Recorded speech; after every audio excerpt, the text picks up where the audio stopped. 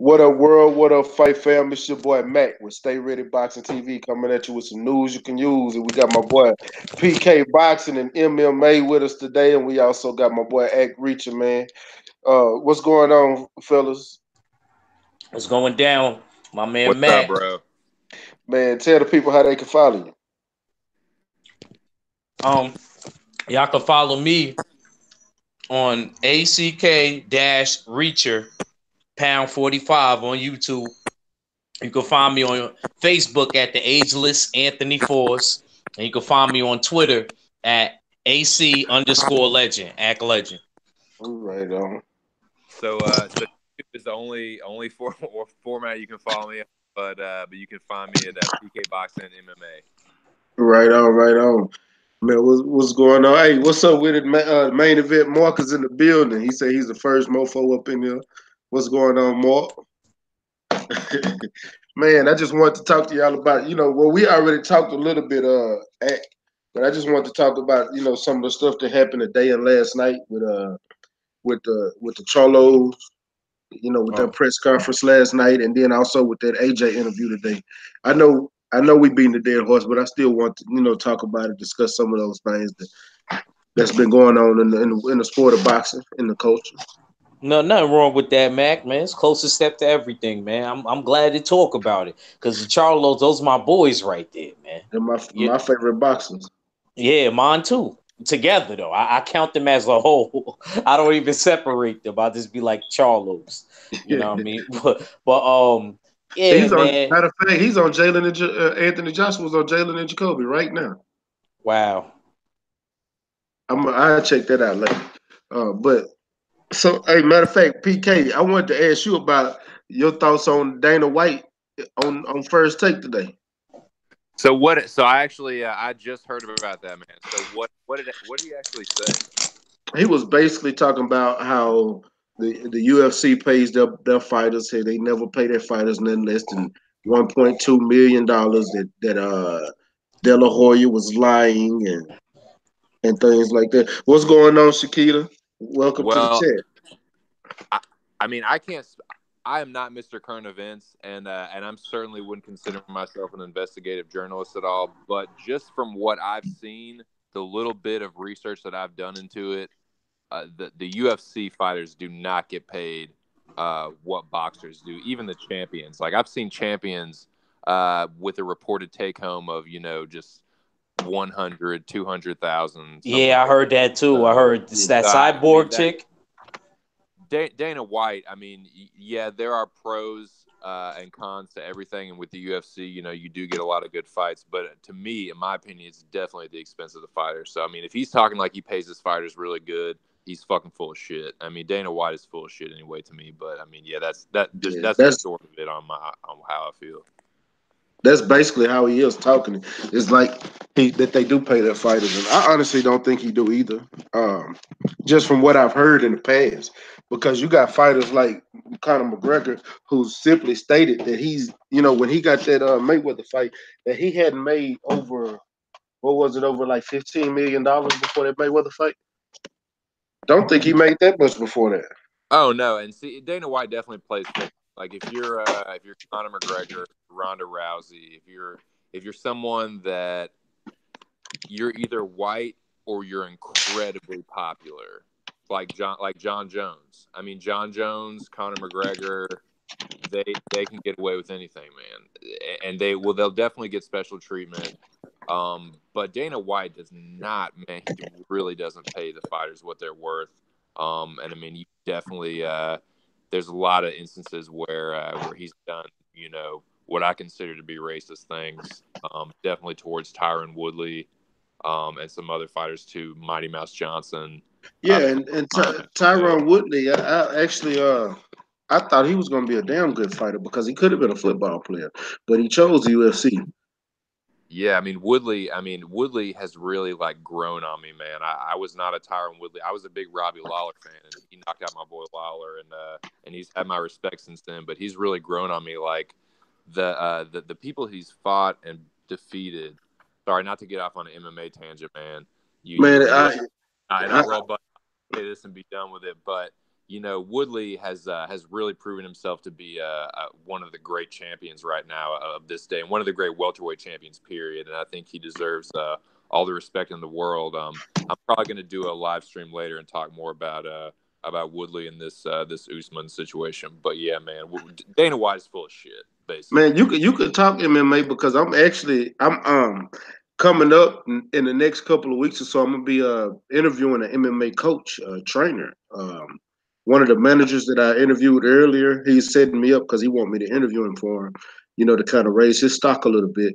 And the more I know about it, because I'm actually starting to get more and more into MMA, and it's actually interesting when you look for as the political aspect. Yeah. And It's definitely, and I'm just kind of like learning the landscape myself as far as the business goes, MMA and with the boxing too, man. So, but yeah, that's what I would say with Dana White, man. He's full of shit. I mean, Dana White needs to take more of a backseat role. He needs to kind of let someone else do the promoting. I would say, like, if he's going to do matchmaking, whatever, fine. But as far as the promoting, he needs to let somebody else do that.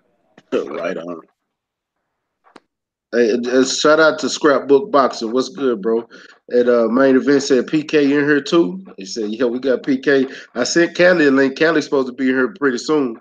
Shakita said, "What's up, y'all? What's up, Shakita?" Scrapbook said, "What's good? Stay ready. Subscribe and jab that like button." Yeah, we got 6 people in the building.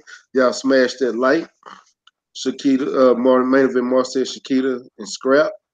Scrapbook said main event Mark was good, bro. Main event says serving the suits, listening on the DL. Lars Dawkins says salute to you, brother. What's going on, Lars Dawkins? Welcome to the chat, man. I appreciate everybody for entering the building. So, as far as what AJ was saying today on First Take, what was y'all takes on it? I'm not gonna lie, stay ready. I didn't get to watch the whole thing. I was doing laundry, but I do want to watch it later. But I was catching bits and pieces of it. I did see the fact that I felt like Max Kellerman, even though he was asking some questions, and like you said, he was being like in between, like Joshua and Wilder, I still felt like he didn't ask the questions that I personally wanted to hear. Like I feel like a lot of reporters do that. Like, like I even brought up with that last fight Canelo had with Triple G. Like, why y'all not gonna ask him about Jamal? And I do agree with what Goodfella said in our last chat too. Like maybe Maul needs to be more vocal, but Maul normally ain't even a vocal one out of the twins. I've been following him for a while. He's not gonna do that. I heard he's the family man. The wild one is Mel. That's why I was surprised last night Let me tell you. Go ahead. I said, let me tell you, Mel is the wild one, Maul is more the calm one. But if you let the brother say it, Mel will tell you Maul is the act. And Mel is the calm one. But to be from what I've witnessed and seen in myself, Maul, you never hear Maul talk. He just go out there and show action. Mel is quick to run his mouth. He's quick to run his mouth. But as far as everything's going right now, he's getting to the point to where he's getting tired, and you can tell he's getting frustrated. Because normally when somebody talked to him, like the way J-Rock spoke on it, the way what was that fight before he fought Austin Trout? Like those kind of fights. The fight you talking about Highland, Sebastian Highland. Yeah, him right there. That was a main point. That when those two guys was running their mouth, he went in there in that fight and made a point to literally beat the brakes off of you. Like that's the type of fighter he is.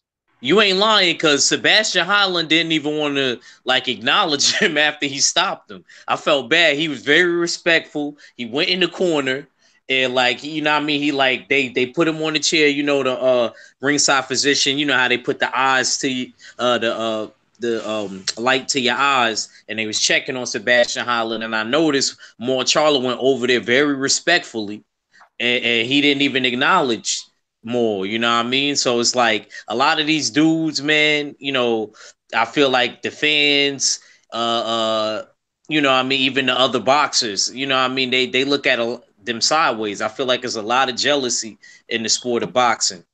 It is, man, and I can't wait till I really can't wait for this fight to happen. I want him to go in there and to really destroy Willie Monroe, and then at the end of that fight, I want him to call Canelo out because this is going to be on Fox, so the whole world's going to see this. This is free TV. This is not on pay per view. This is free TV. This is him calling out Canelo and saying in that ring that he thinks Canelo is scared of him or ducking him. That's going to go viral.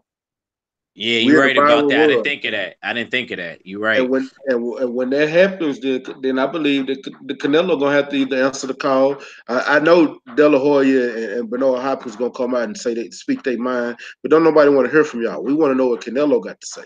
Exactly. It's just like freaking Tom Loeffler and Triple G. Like, could Triple G say something? His English is decent. Let him talk. It's always you and Fable Sanchez saying something. Always. I never hear Triple G say nothing. Oh, well, we're looking at maybe even Rob Brandt. Does Triple G want that? Triple G just want Canelo. You want to be honest with you? Triple G don't want nobody but Canelo. That's it. That's all. We all know that. What you think, Yeah. PK? Oh yeah, man. I mean, that's been Triple G's thing. He's at this point, we know he's kind of on the back end of his career, and he's gonna take the fight with the least risk and the most money. So yeah, but I mean, I tell you what, I just watched that Anthony Joshua thing, and I mean, for one thing, I mean, it's ESPN's First Take. It's going to be like really contrived, and like they're going to have these prepared like questions, like, well, don't ask him anything too, like, don't rattle him too much. Or I'm sure, I mean, I don't know that for a fact, but they seem like really like softball questions, and Anthony Joshua is doing the same thing he always does, just whatever, just saying how it's wilder, and we all just know that's bullshit. So. And that's facts. That's complete facts, man. Let me answer some of these chats real quick. So we got Big Money said, what go down, kinfolk? What's up with the kinfolk? Shakita throw up the dudes. Big Money say AJ and Max full of shit. Facts, both of them, because Max pandering to both sides. Scrapbook Boxer said it's a pleasure to meet you, Shakita Dow. Lyles Dawkins said Scrapbook salute. Shakita said what's going on. Scrapbook Boxer said Lyles Dawkins what's good. Jay Good is in the building. What's up with it, Jay Good? Peace, people. Ramsey Bolton asked a question. He said, White, Tresora, or Warmington and Frampton? I guess he's wondering which one are we watching. Yeah, that's what he asked next. Which one are we watching? And to be honest with you, that's December the 22nd. My whole focus that day is gonna be on the Cholo brothers. Those are my favorite. Yeah. Those are my favorite fighters in the game, bro. I don't care who boxing that day. And to be real honest with you, I'm an Earl Spence fan, but if the Cholos are fighting and Earl Spence fighting on a different network, I'm gonna watch the Cholo. That's just me personally, because I like the Cholos. They're my favorite fighters in the game right now. But if that fight come on early, because you are talking, this is college. I'm a college football fan. This is championship week. We got playoffs going on right now. Alabama and Oklahoma is this Saturday. If that game is on while that fight is on, I'm gonna be watching that game. I'm sorry, but that's me because I'm down here in the South, and we take college football serious, college and high school. I care more about them than NFL. I don't care about the NFL like that. It's college football on mine. What about you, PK? Yeah, I mean, I would much rather watch, Charlo and Willie Monroe. I mean, I don't really give Willie Monroe much of a chance in that fight, but yeah, dude, the Charlos are quickly becoming some of my favorite fighters. I haven't known about the Charlos for that long, actually, but man, just every fight I watch, dude, they're so exciting.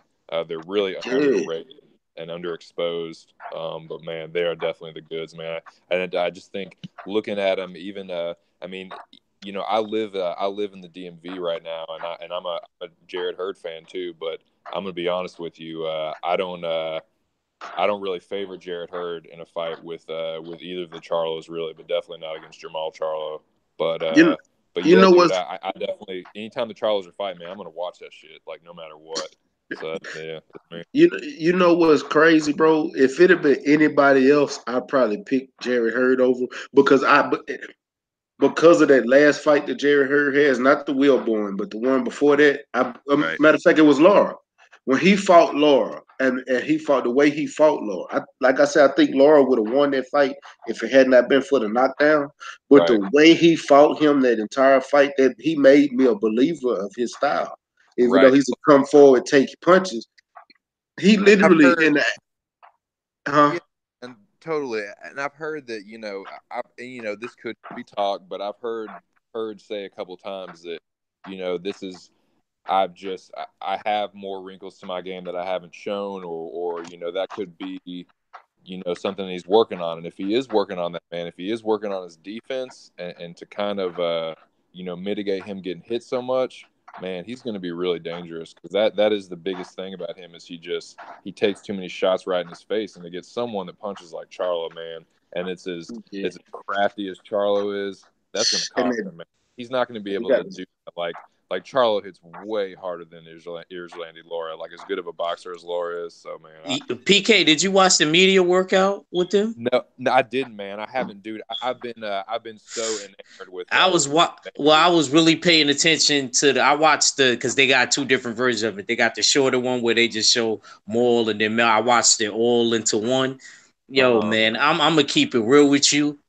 I ain't gonna lie, don't get me wrong. Mel got power too, but Maul, when he was hitting the mids, that shit sounded like a bass drum. Y'all heard in the chat? Y'all yeah. heard in the chat? I'm telling you, yo, I see what Austin Trout was talking about. He should go in the Hall of Fame for the only person to fight twin brothers, identical twin brothers, just for that. I see what he was talking about. He said Maul is just like, he's like, yo, I can't describe it. He's just solid. You know what I mean? Bro. Like them boys look like they can eat metal. Serious. He separates people from their senses, man. Like what he did to J-Rock and what he did to Centeno. It's like, Jesus Christ. Yeah, bro. You know what? I don't think Centeno had nearly as bad as J Rock got it, because the first knockdown he dropped J Rock with a jab. With a jab. With a jab, bro. Jab. With a jab. Well, that one, and I tell you what, the knockdown where it was like the counter uppercut. I watched that on replay. Like, yeah, me too. Like, he didn't get hit with either one of those shots. He parried both of those shots. Perfectly timed the counter uppercut. It was crazy. Yo, what he said? He said after the post fight when they interviewed him, he said, "I listened to my coach. I sat in there and banged." Man, both of those uppercuts, even the final uppercut that ended the fight, that uppercut, he had his guard up. He literally had his guard up and wasn't throwing a punch. And Jerry Hurd caught him with a combo. The first three shots didn't land, and he just ducked down and dipped under his guard and caught him with an uppercut that just took him completely out of that fight. He thought he was good on his legs, but he got up too quick and he didn't hold. J-Rock. I can't say he didn't get up too quick, because he actually sat on that knee. He sat on that knee for that 8 count, bro. Oh, he did? Oh, okay. Yeah, he did. Go watch. He sat on his knee for that 8 count. But he wasn't ready, period. He wasn't ready for Jamal Charlo. He's not ready for that box. Man, let me get back to answer some of these questions in chat. He said, main event Mark said, I'd watch both. Ramsey, Mark, I don't know which one to buy. Oh, if you're asking which one to buy, I'm gonna be honest with you. I think Warrington and Frampton is the better fight, because I just read today that Billy Joe Saunders is on that fighting. And I would love just to see him come back if you're trying to figure out which one to buy. But it all depends on who are going to be on the undercards too. I pay attention to that when I buy, if you're going to buy a fight. Main event Marks, I hear a lot of buzz about Warrington and Frank though. Main event Mark, oh, I hear you. If I had to buy one, it's Frampton and Warrington. See, that's what I said. Big Money said, I'm from Homestead, but I'm in Katy right now. What side you stay on? Stay ready. I'm in Katy, bro. Ramsey Bowden said, I love watching the Charlos. I get butterflies in my stomach watching them. Yeah, man. Sheldon, I don't say Mac, what it do? What's up with it, Sheldon? That's an H-Town alumni right there. Texas boys is in the building today. Big Money said real talk. Scrapbook say y'all have a great show. Chat. Peace, bro. Peace, Scrapbook. I appreciate you for stopping by.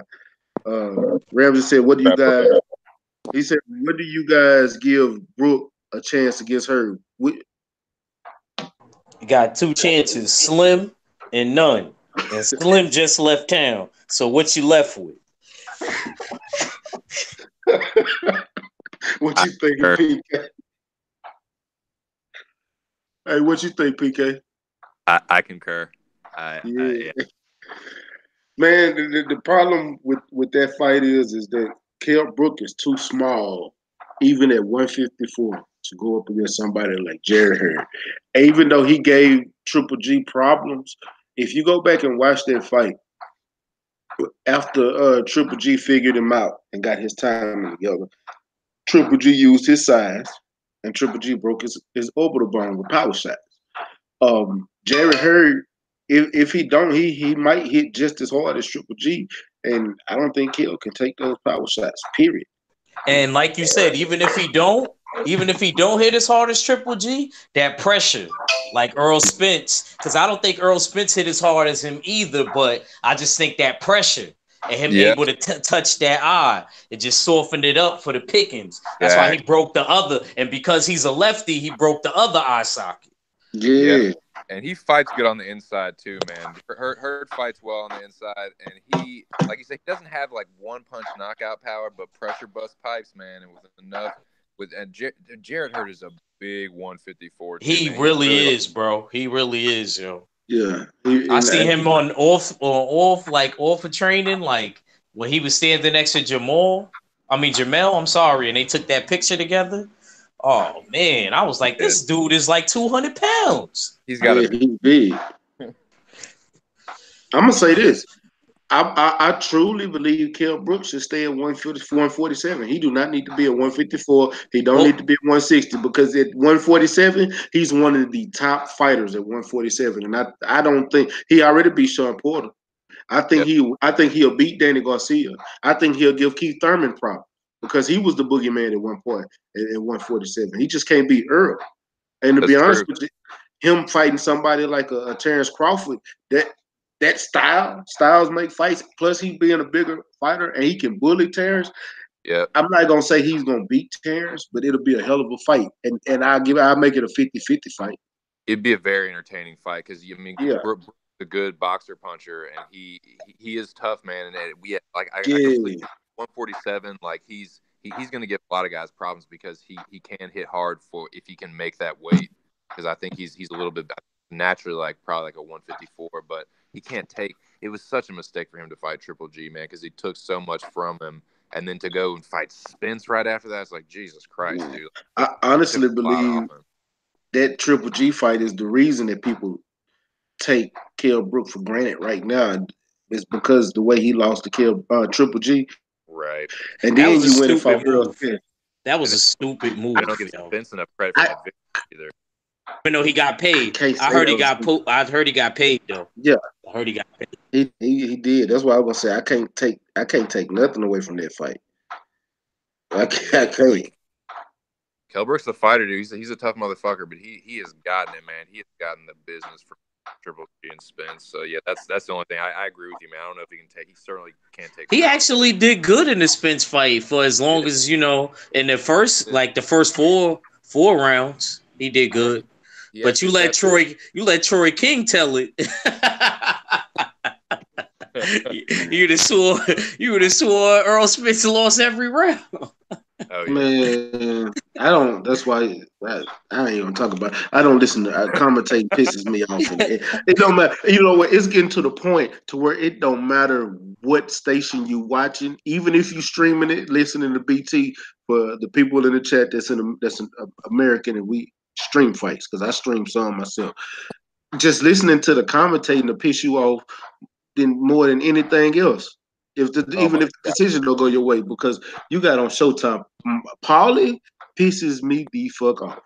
And don't get me wrong, he knows the sport of boxing. Like the dude knows the sport. But if the way he knows the sport, when he sit there and contradicts himself, you can't tell me that don't piss you off. You That's got what pisses me off HBO. even Of more. course, I'm pissed off. I'm from New York. He pissed me off the most. More because I used to fuck with Paulie, and I defended Me Paulie too. when he went to that whole Conor McGregor bullshit. I was like, nah, man, Paulie, you know, he's not the best, but you know, he's a good boxer. He's a better boxer than Conor, and Conor ain't telling the whole fucking story with the sparring thing. So I rocked with Paulie for a second, dude, but he has gone really downhill, and I do not respect that dude anymore, man. He's full of shit, dude. He's clearly a company man now, and I don't fuck with that dude anymore, and it's really disappointing because he does know what he's talking about, especially. And I liked his analysis with shit, but man, I can't fuck with him anymore. Two, Al Bernstein said he went back and watched the fight. He gave Wilder the fight. What more do you need to hear? If Al Bernstein is giving the blessing, can't none of y'all, I don't care if it's Paul Lee, Mauro Ranello, Druggy, ADDS, man, you can't rebuttal that, bro. He said he went back. He said he went back and he watched it. He gave more rounds to Wilder than he did the first time around. And I told people that in one of my live videos. I said, if you got an attention span of an adult, turn your phone off, watch the fight. I said that, PK. I said, go back. I said, if you got kids, send them to your neighbor house or whoever house you got to go to. Watch that fight. You're going to see it differently. Yeah, man. Well, and I love Morrow, but Morrow's gonna go. He's a color commentator. He's gonna go along with whatever the expert analysts are kind of saying. So I'm not really giving him a pass, but it's like, yeah, he's not really an expert anyway. He's kind of just there to, you know, bring the excitement and like the whatever. You know, he's a color commentator. Facts, man. We got main event. Mark said, I seen that video today. Lawrence Williams says Jamal jab is his best punch. Man, hey, Lawrence, that uppercut of his is something serious. Yeah. I ain't gonna just say that. That left uppercut, I done seen him drop too many people with that Dude, that left hook that he hit Centennial with. Centennial, he ain't gonna be able to fight. He gonna lose like a few fights because of that. He hasn't fought since. He hasn't fought since. The dude that he fought before Centennial ain't fought since either. I can't think his name. The other Mexican cat. No, well, he's from Argentina. You talking about Highland? Argentina. Yeah, he hasn't Highland, fought. Sebastian Highland. Yeah, he hasn't fought since he fought Jamel. Oh yeah, that's a good point. You're right. See that? So they take stuff out of fighters too. It ain't just Earl. Earl. Yeah.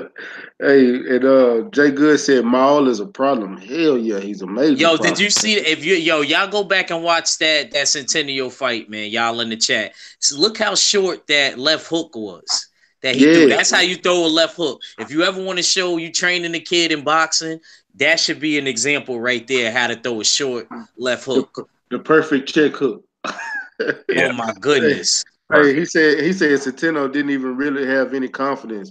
He said J-Rock at least had a swag to him. Centennial was running his mouth. Centennial was running his mouth. Talking shit. Yeah, exactly. He was running his mouth. He had his pregnant baby mama there. I don't think she had that same type of energy either when he got knocked out cold.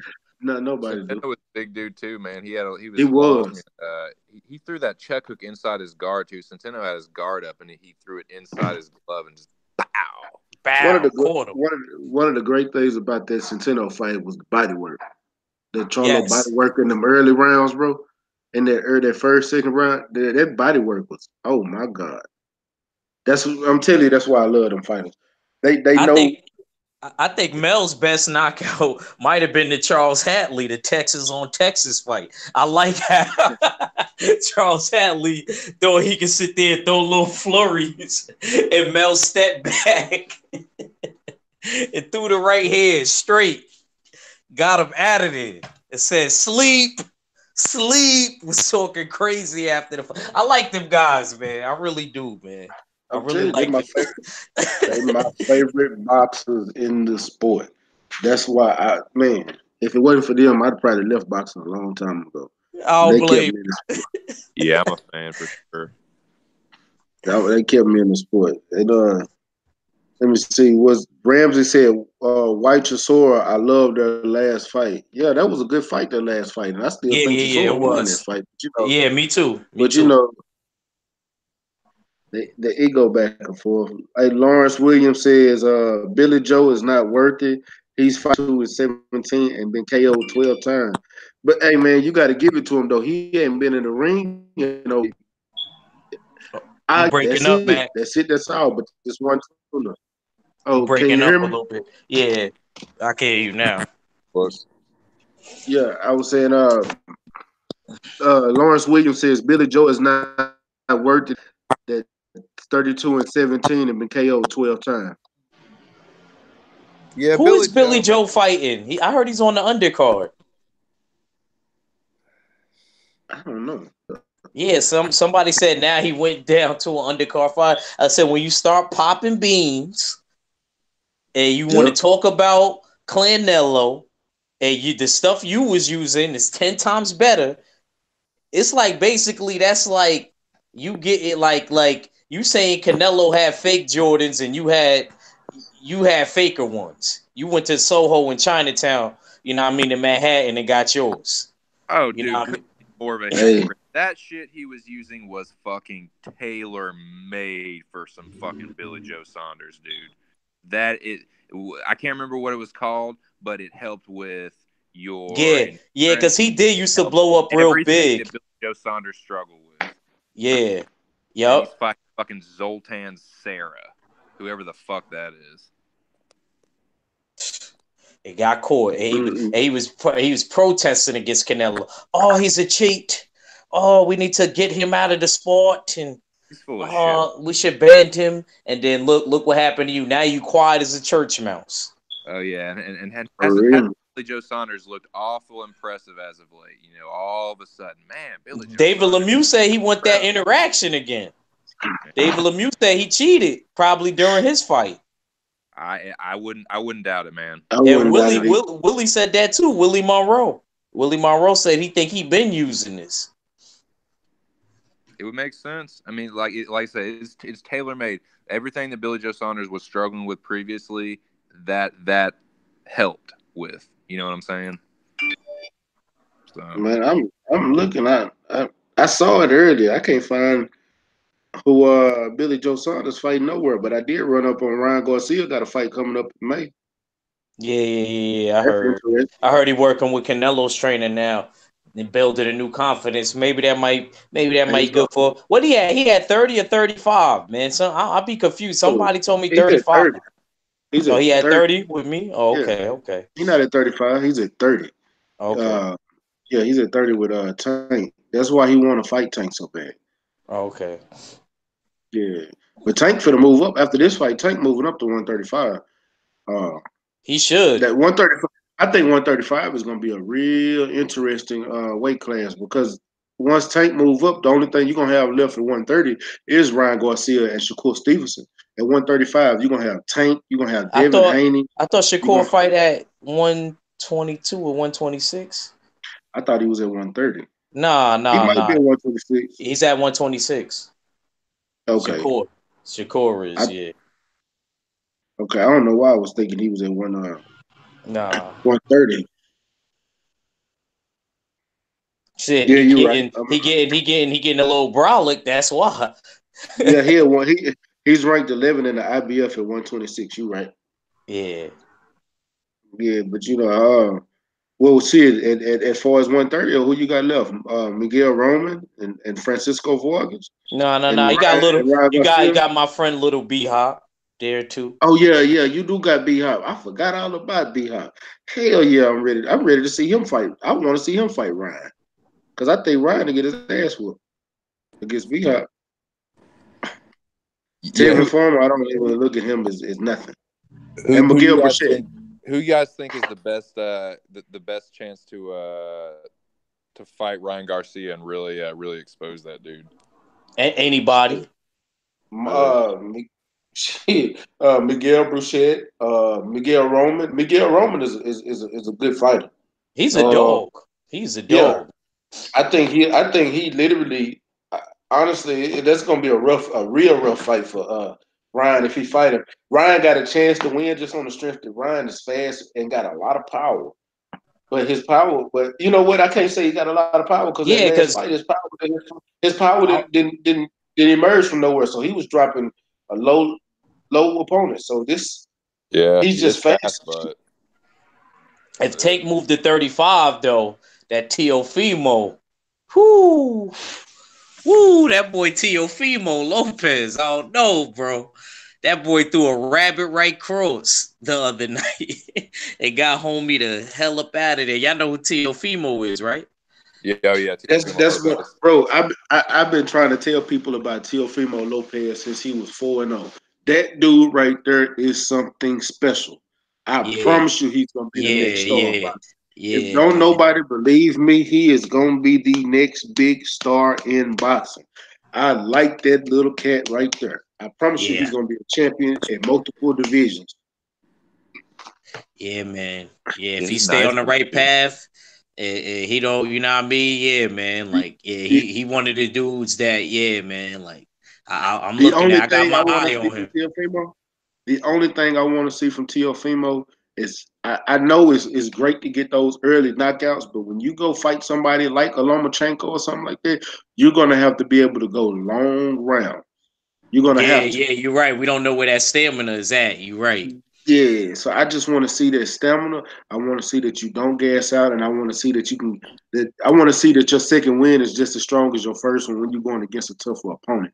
Because if you don't, and you keep getting these early knockouts when your stamina ain't gonna be able to build for those longer fights.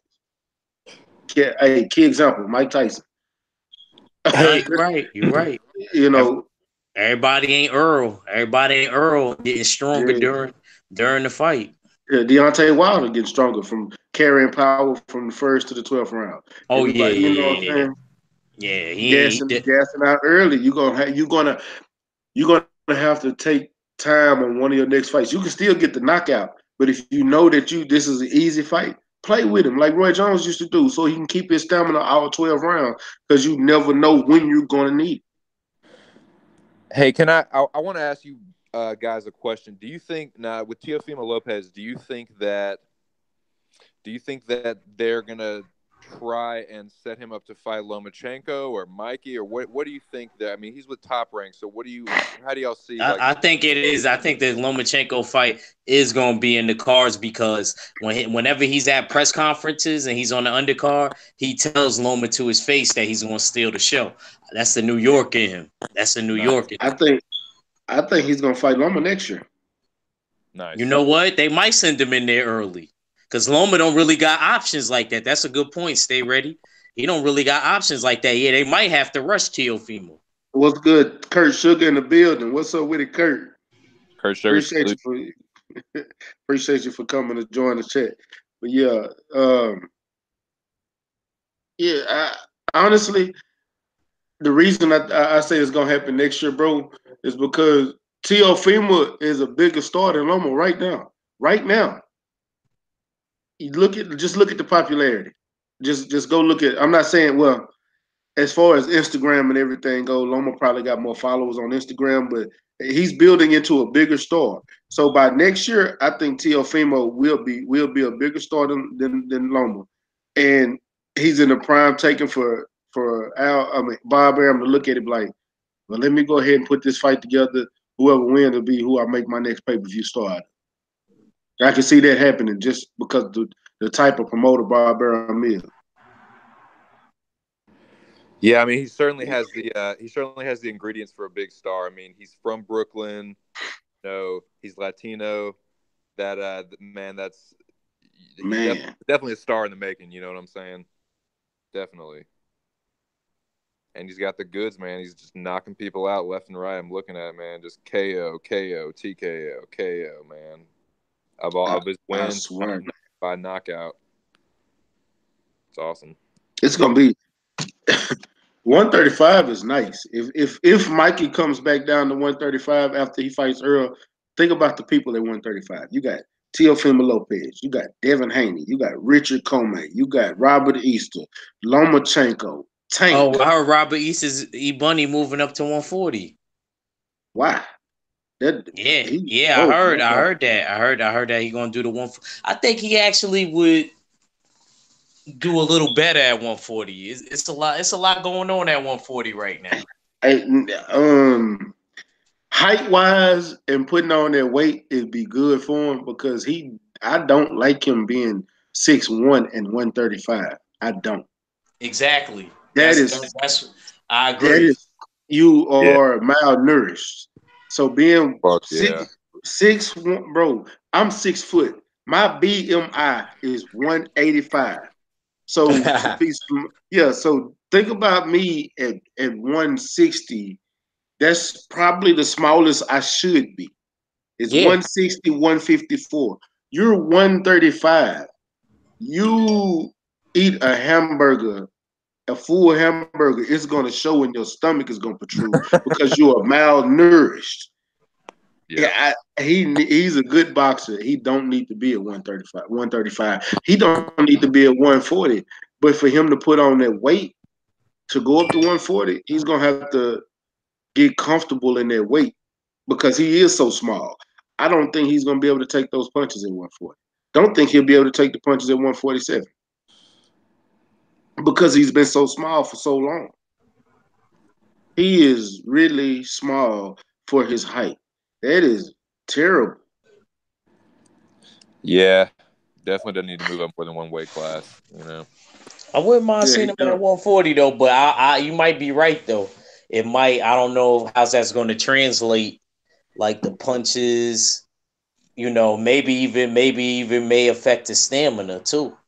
Yeah, Putting on a little bit of weight because the body, like everybody's body, is different. Some people, when they move up, they get stronger.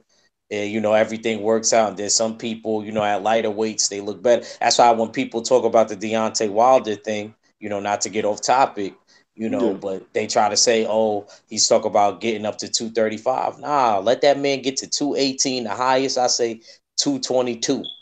Probably be perfect. And we gonna Millie Rock Tyson Fury all over the ring this time. Yeah. 130, I believe. I mean, 230 I believe, is a perfect weight for Deontay Wilder. Even though he had problems when he fought Molina at 230, I still think that if he want to put the weight on, you've already fought at 230. Right. So you know what your body can handle at that weight. Maybe 220, let's say 225, 226, around that. 245, that's a lot of weight, bro. I don't want to see 245, man. I think about 230 is the heaviest I like to see him. I mean, he's going to do, but I don't think he needs that, man. I think he has power at 209. So exactly. I understand him wanting to put on the weight to be able to not have Tyson lean on him and maybe like push him around as much physically when they clinch up and shit. But as far as like, I don't know, I wouldn't like him to weigh more than 230 if it was me. But yeah, bro, I promise you. Let me catch up on the chat real quick because I'm way behind. Okay, man, we got where was I at? Oh, man, J.F. Miles, Centeno, Billy Joe. Okay, Big Money said, okay, so we're around the way that I'm a Little York and Barker. Man, that's exact. You're on Little York and Barker Cypress. That's exactly where I stay, bro. Like real talk. Winona's Media, what's this say? Wunademones Media. Oh, New York, you on the panel again. Salute. Salute. He was talking to you, Ack. Jay Good say, I'm streaming White and Chisora talking was entertaining. It was an entertaining fight. That was. Yeah, he asked me in the last chat, in World Breakers, he was like, "You the cat from New York, right?" He said, he said, "I didn't know your name at first. I was just calling you the New York cat." I said, "I like that one. I think I'm gonna take that, the New York cat." Yeah, hey man, hey, you have to go follow him. You go follow Ack-Reacher. He got a good channel, man, and he goes live and with the Jab Jamboree. Did y'all hear me? Yeah, I heard you. Yeah, you heard my boy Stay Ready. Oh, nah, you breaking up a little bit now. Yeah, that's why I'm asking because I can hear myself breaking up. That's why. I don't know. Let me see something. I don't know. My internet's strong. I don't know what it is. He's I mean, I New hear you York on clear the now. penalty gets saluted. He also said, "Oh, I got a wrist too." Salute, stay ready. Yeah, I gave you a wrist, bro. He said, "Ramsey Bolton said I'm a big Brook fan. Man, I don't have a problem with Brook. I just don't think he should be at 154. I think Brook is great at 147 as far as boxing. I would love to see him box at 147 because him and Earl could take out a lot of the competition at 147. And I love, and to be honest with you, I'd love to see them rematch again. Them To be rematching again would be a great fight. You know Hell yeah. who I would actually like to see Kell Brook fight if he went down to 47? He can't get the con fight. I would like to see him fight Terrence Crawford. I would like to do that comparison. I like to have I would matches too. like that to see how certain person would do against this person and opposed to how the other person did. Just like Pedraza that night with Loma. Nobody can explain to Yeah. me this where was the speed, the angles, and the combination punching that night. I was saying that all night, PK. Nobody could tell me where Yeah, it was. dude. Yeah, I, dude. I said the same thing. Yeah. Well, that The would be on, nice to have a common opponent between them, you know. you know what else I'd love to see? I'd like to see Kell Brook fight Saddam Ali at one only at 147 though. Only at 147. Yeah, I don't know. And, Saddam Ali, man, I felt so bad for him that last fight with but Mugia. but He but you got gotta he got look, Millie rocked on every bro, block. bro. That's against Jaime Magia though. That's a whole nother monster. Didn't nobody know who Jaime Magia was before that fight, but he showed us who he was. That fight. But Yeah, that's against true. Kell Brook, we know how Saddam Ali fight. We know how Kell Brook fight, and to see both of them fight at 147, I take Kell Brook in that fight, but I'd love to see that matchup stylistically. Yeah. I like Brick at 147, man. I think that's fucking great if he was to stay there. See, it would bring out some really great matchups for sure. Yeah, and man, being a top fighter at 147, and you get enough ducking now, but you can only do so much because you're starting to get a pool full of powerhouses coming up now. Hmm. I don't think you can't duck forever. Do you think, Mac? Do you think that that the winner of that fight will end up fighting Keith Thurman? Do you what do you think about that? The winner of which fight? Of if Khan ends up signing that fight, isn't that the fight that's going to happen? Is it going to be Khan and Actually, you didn't. They got a new report that came out today. Matter of fact, let me go pull it up real quick and I'll read it to you because I the was just yeah? yeah. I know Amir Khan is wanting to fight Kell Brook again. I'm pulling it up now. Okay, let me. I was literally just looking at it before I went live.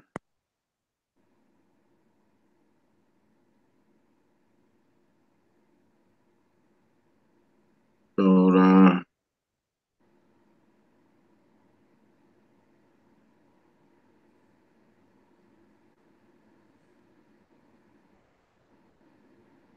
Yeah, Flores from Flanagan.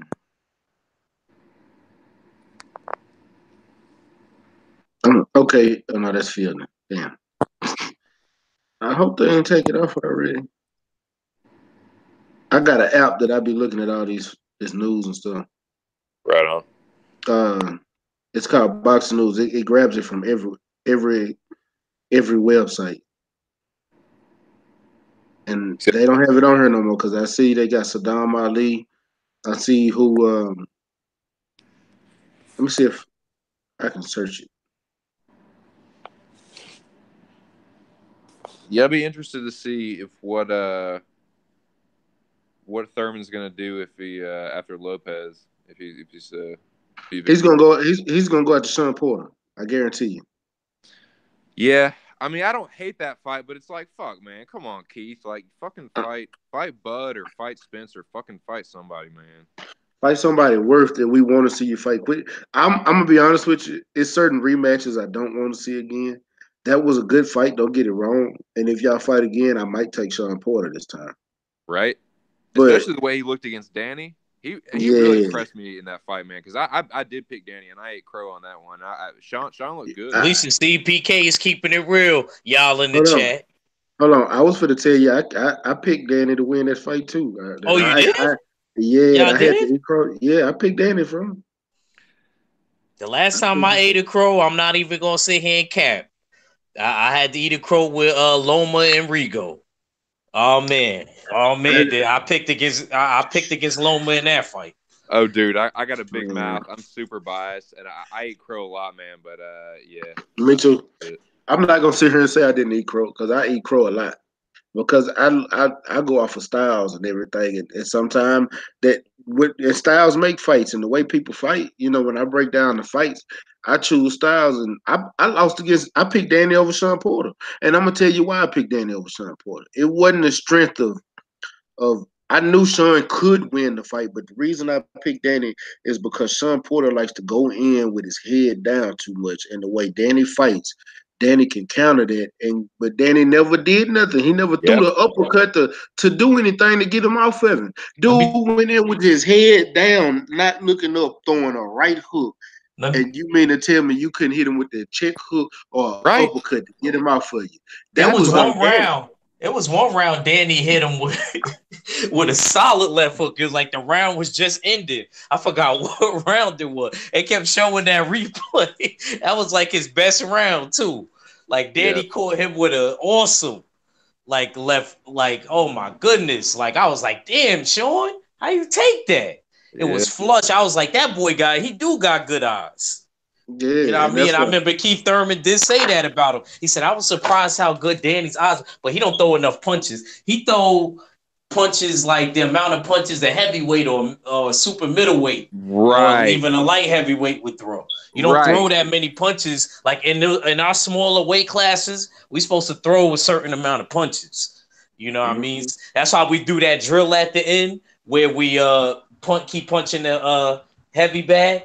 The 1-2, 1-2, 1-2, 1-2, and we just keep letting our hands go. That's so that you can increase your punch output so you don't look like you a 39-year-old man when you really like 30, 28, or you know what I mean? You're supposed to be throwing a certain amount of punches. And Danny, he don't throw a lot of punches. He make Adrian Broner look like he throws 1,000 punches per round. Right. I think Adrian Broner throws more punches than him. It's like he does have power. He does have a good left hook, but it's like, he throws like he has that one punch like stopping power. It's like, no, bro, you need to put some combinations together. Exactly. Especially for a dude like Sean Porter that's going over. That's why I didn't pick Danny at all. I knew Danny was going to. I knew Danny was more skilled than him, but I knew Danny's so slow-footed, man. And that fight really showed me how slow he was. Because when Sean Porter was cutting off the ring, and like when he stopped boxing and did his regular Sean Porter style, I was like, damn, even Sean Porter feet is faster than him. And he got football feet. Yeah. So I ain't gonna lie, I ate a lot of crow on Danny. I done ate crow twice on Danny, but I won't ever again. Because Danny bro, the way Danny fought against Keith Thurman and the way he fought against Sean Porter was completely out of character. If you watch Danny fight, I mean, they were literally completely out of character. Against Keith Thurman, Danny actually started coming along in the later rounds and started fighting like he should fight, but he should have been doing that the entire fight. You lost the early round, so now Keith Thurman running and just pointing out. Sean Porter, you sat there and let this dude just get inside of you, and you never once threw one uppercut, bro. You kept trying to counter with that fucking sneaky left hook. You ain't lying. But he saw it coming the entire time. You caught him one time, and he like, oh, I can take your power. Fuck your left hook and get back in there and just got to whooping your ass. It wasn't nothing you can do at that point. But you didn't throw no uppercuts. You could have got him up off of you with uppercuts, and you could have literally had him leaking from the mouth and nose just to get him off of you because he kept going inside with his head down low. See the way Sean Porter goes in with his head down low, I promise you it'll be an early night against somebody like Earl Spence. I think it'll be an early night against Terrence Crawford. If Sean Porter definitely. Oh, definitely. Oh Definitely. yeah, the way Crawford pivots and switches stances. Definitely, That, he that'll be would have that. He would have Danny. Danny don't throw. First of all, people can say whatever they want about that Jose Benavidez fight. I see something different. I seen another man that gets stronger as the fight go on, and he threw plenty of punches. I was like, damn, this motherfucker isn't tired. Excuse my language. Well, I'm on your channel, Mac. You know we You're young. right. You know we young boys, so we gonna cuss. You know what I'm saying? Okay, So you know what I'm saying? So yo, that motherfucker was throwing like a gazillion. Yo, go back and watch that fight if y'all can. Even the highlights, like I was surprised on how many punches that Terrence Crawford, like, he actually over exceeded my expectations. I knew he would beat him. Plus, he had that $10,000 bet with Jose Benavidez' dad. Oh man, that he was gonna knock his son out. I hope he collected that night. Hey, let me take this call, y'all. Go ahead and cook for me. All right. Will do. Yeah, man. That was crazy. Like, I mean, I didn't like that fight. I didn't like the fact that he was fighting Benavidez. But I'll tell you, Benavidez, I'm not just gonna say, oh well, because Benavidez took him 12 rounds, that means that Bud sucks. Like, I mean, Benavidez did better than I thought he would. He You know what I did. mean? He did. He Like, did. He did. He I did. think he was better than I thought, more than Bud was less impressive than I thought he would be, because Bud did look really good, and he did just kind of have his fucking way with him. And man, I tell you what, that combination, that uppercut, that was nice, man. That was a nice combo. Yes, I mean, yes. He caught him at the punch too. Caught him dude, at the punch. And you're right though. And he fell over. He looked like a scarecrow. He fell. He did look like he had one leg, like everybody keeps saying, because of the way he fell over. Because oh yeah, he just crumpled, man. He just boom.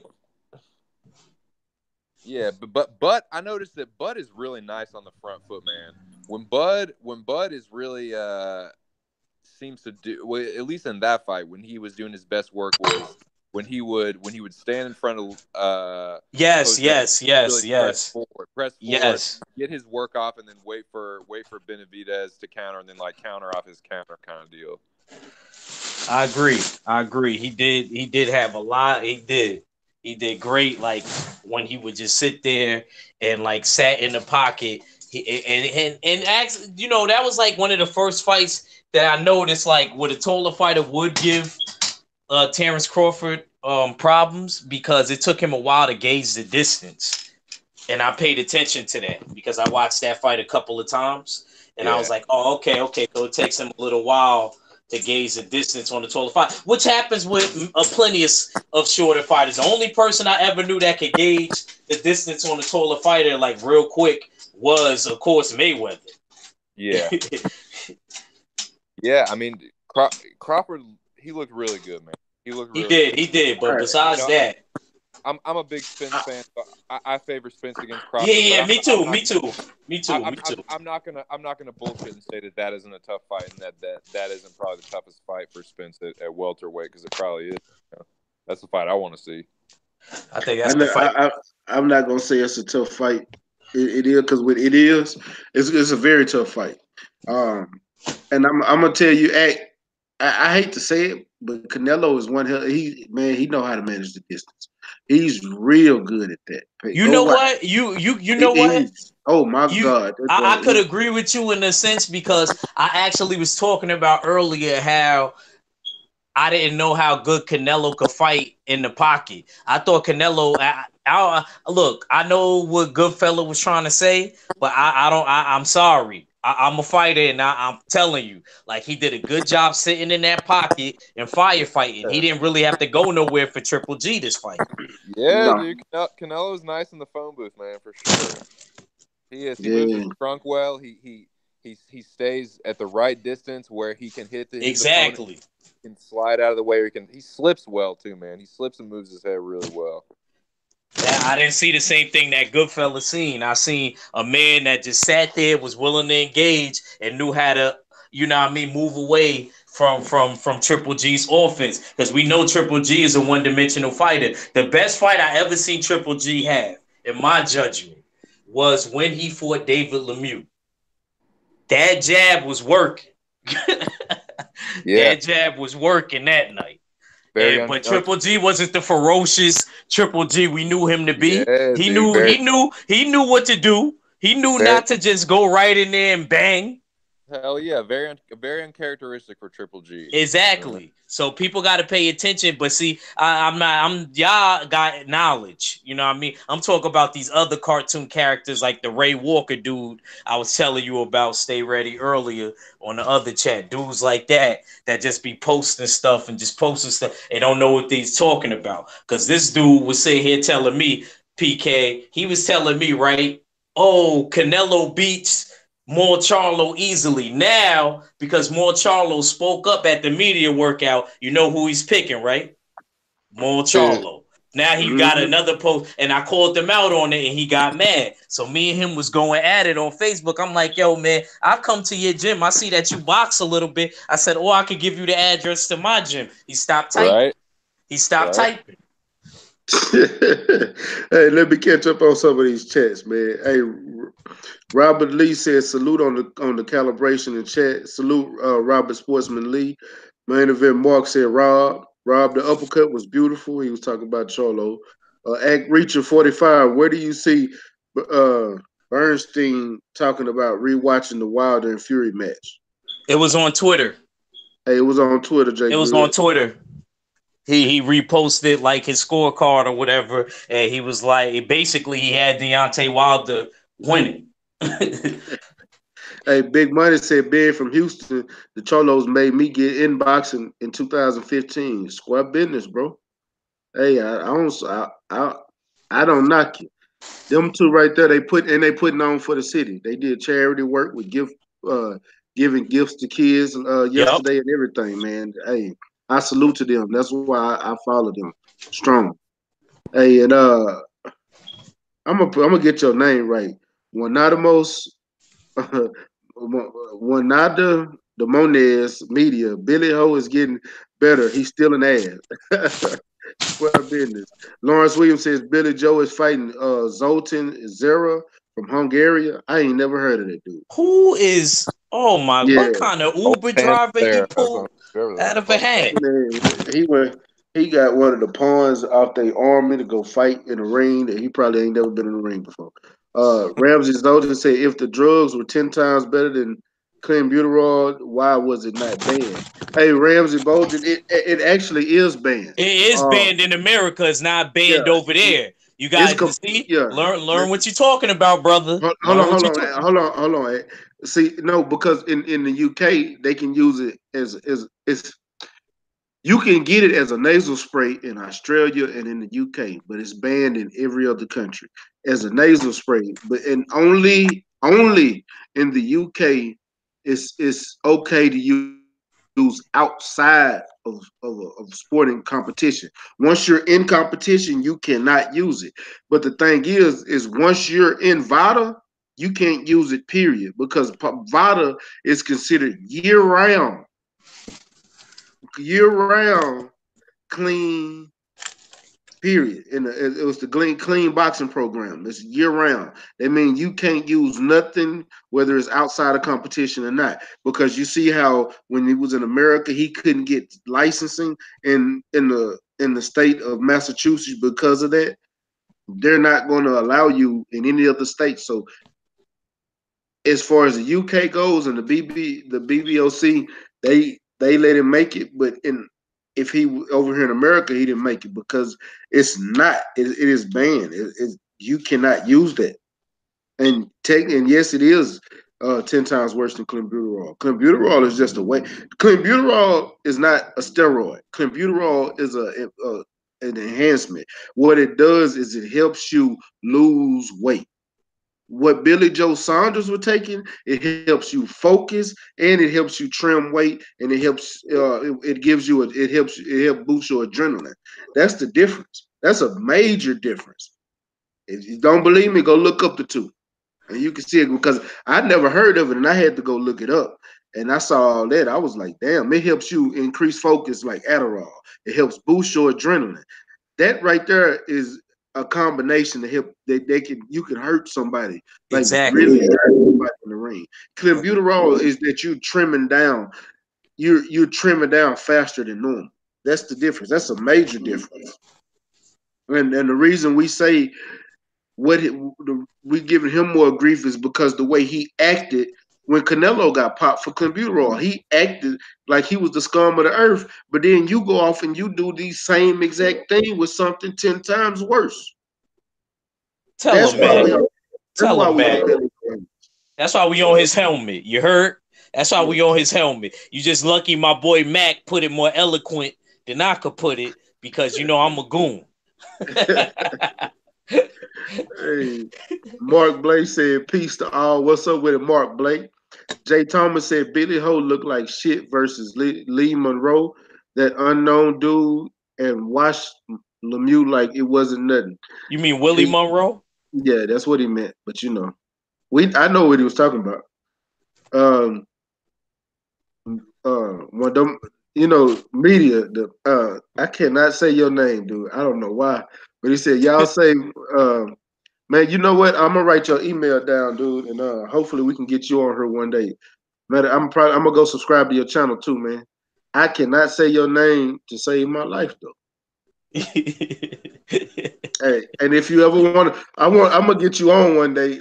Matter of fact, I'm gonna send you a link now. If you're free, I'm gonna send you a link and you can jump on. I'm spelling it. That's the one that called me New York, right? Yeah, that's the one that called you New York.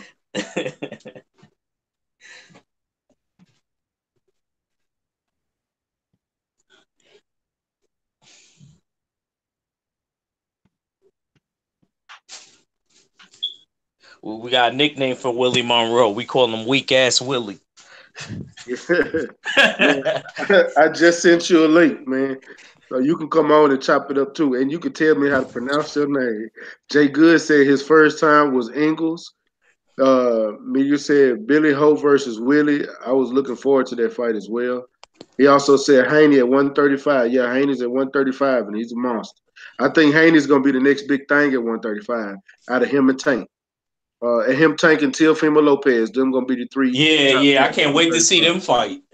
Man. Dude, so when Haney was like 17, the gym that I trained at very briefly, like the best pro fighter out of the gym at that time was a dude named Jairo Vargas.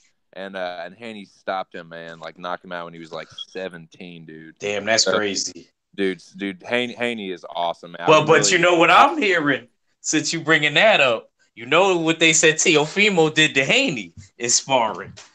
Really? Nah, I ain't heard. Y'all don't know.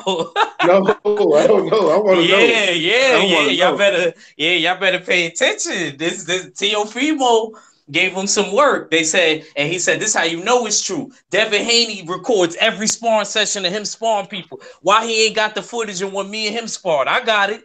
He said, I ain't gonna put it out there though. Yeah, man. Good. I heard he beat him up so bad he had him, you know what I mean? Like you know how like you lose a football game or something, you don't want to talk to nobody. Right.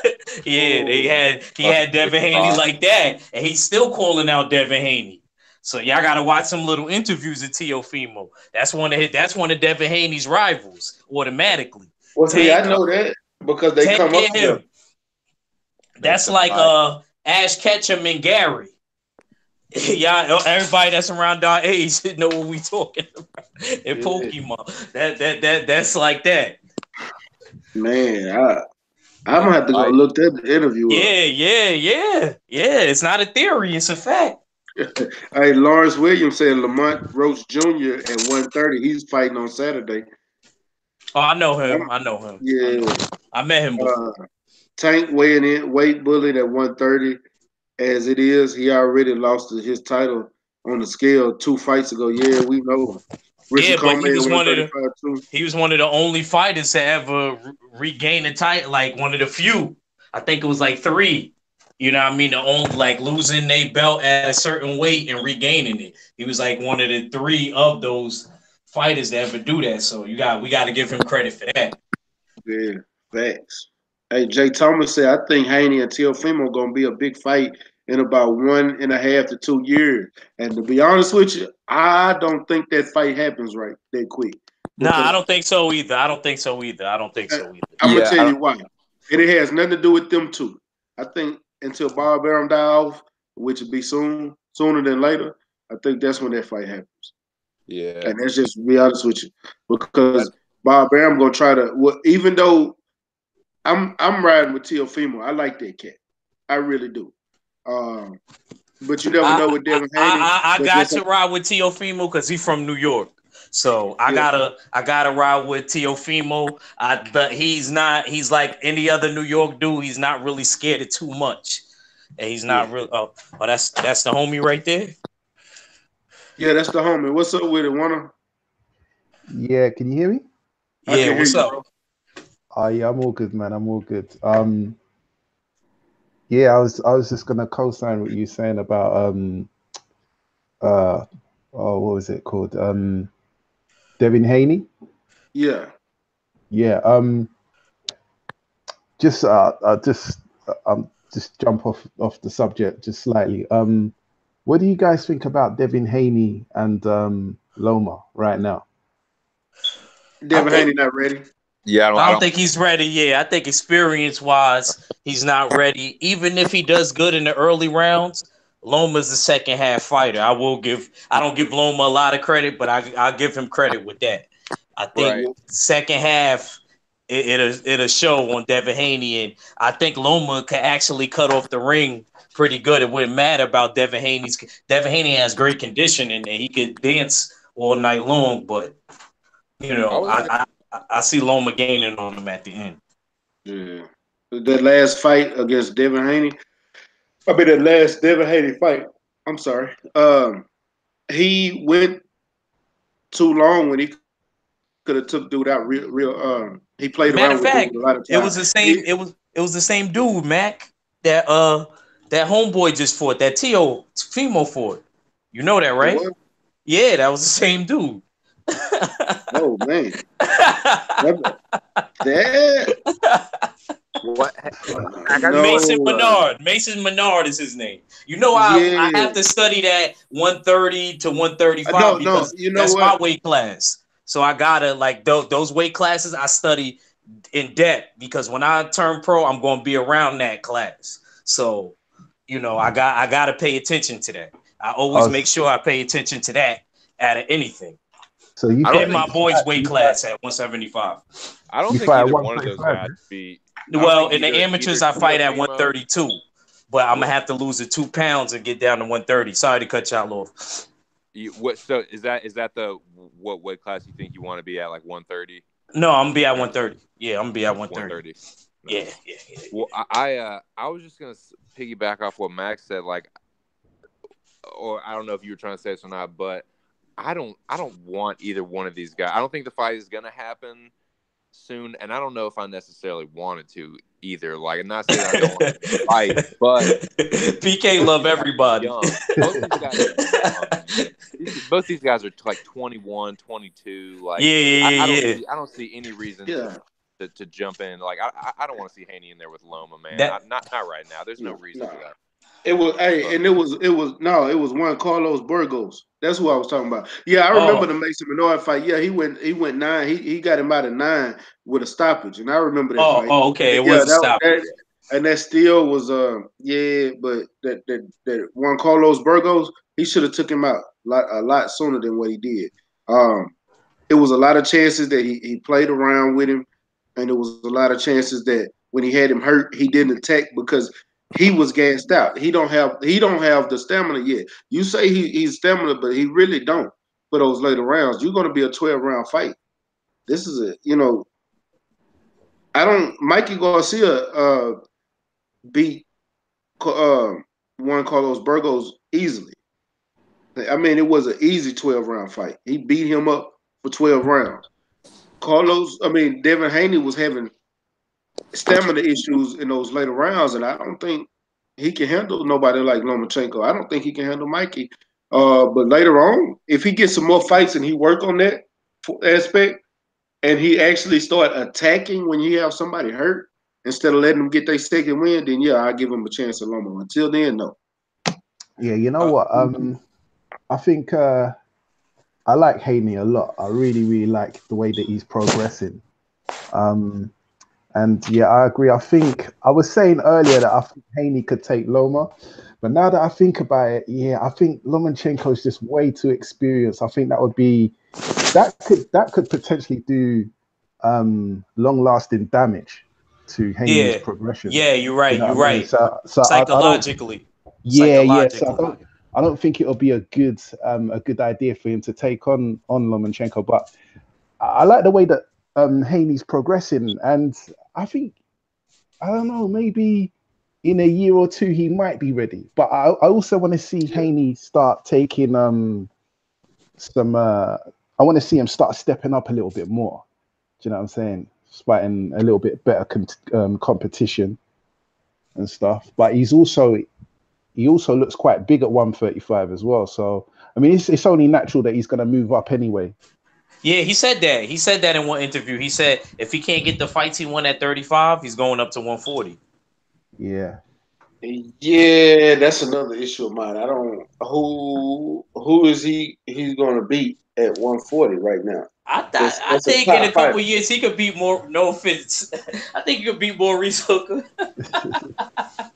I think he can beat Maurice Hooker too. Because I know that's your Texas people, so I didn't want to offend you or nothing, man. You didn't offend me. You didn't offend me at all. And Well, you know what, Devin Haney? I actually just started getting behind Devin Hooker, you know, to be honest with you. But do you think Devin Haney can beat Jose Ramirez right now? No, Jose Ramirez stamina. That's probably the best thing about Jose Ramirez. That he can beat Regis Prograis right now? No, he can't. You're right. You're right. Do you think he can beat Josh Taylor right now? No, he can't. Do you think he can beat Sergey Lipinets right now? No, he can't. Nope. Victor Postal. You know, and I the think he list can goes on. outbox. I think he can outbox Victor Postal possibly, but you're right though. I think he does got to develop more, and he got to stop chilling with Black China and drinking that champagne. Yeah, I was saying that last time, man. he got to stop. You got that too much. I'm not saying you can't do it every once in a while, but you can't abuse. Yeah. You can't abuse things, man. You can't abuse things. Do you think he can beat Career Relic? Mario Barrio? Nah. That Career Relic hit too hard. He hit too hard. Yeah. He ain't gonna want to sit there and engage at all. Okay. What about Ivan Baranchyk? Nah. You know, I'm naming out fighters that also fighters that's not even champions. Anthony Yidgin. Damn, you know the whole 140. You forgot my Cuban brother, Ranches Bartholomew. I ain't forgot him. I was still going down. The list. We ain't even got the whole. You named the whole 140. You named it. No, I didn't. I didn't say Alex Lucido. I didn't say Jose Cebedo. I didn't say Hiroki or Okado. I didn't say none of these guys. I'm giving you these are top fighters. I don't think Devin Haney can beat right now. But do you know what? With where Devin Haney is at the moment, I think he'd be better suited against people like I don't know if you guys are familiar with Conor Benn. Yeah. I know Conor Benn. I know Conor Benn. I seen him bang a couple of times. I think Conor Benn. I'm sure he's at 140. I'm sure he's at 140. I think he is. I don't be remembering a lot of the British dudes. Where you from? How you say your name first, brother? How you say your name, brother? Yeah. Okay. Let me give you the little history behind it. What it is it's one of them ones. One of them ones. Okay. Oh, one of them ones. One of them ones. It's the way you spelled it. Yeah. It's a bit tricky. Okay. One of them ones. Where you from? Yeah, London. London. Yeah, okay. What it is it's a London. It's kind of like a little London slang, you know, on the roads. We say one of them ones down here in Texas too. Oh, really? Hey, we do say that. We say it too in New York. Yeah, that's one of the ones. But when we say that's one of the ones, that means he a top dog. That's one of the ones. Okay, yeah. So like when we say one of them ones, it's kind of like the equivalent of saying how you guys would say it's just one of those things. It's it is what it is. It's like saying it is what it is. It's one of them ones.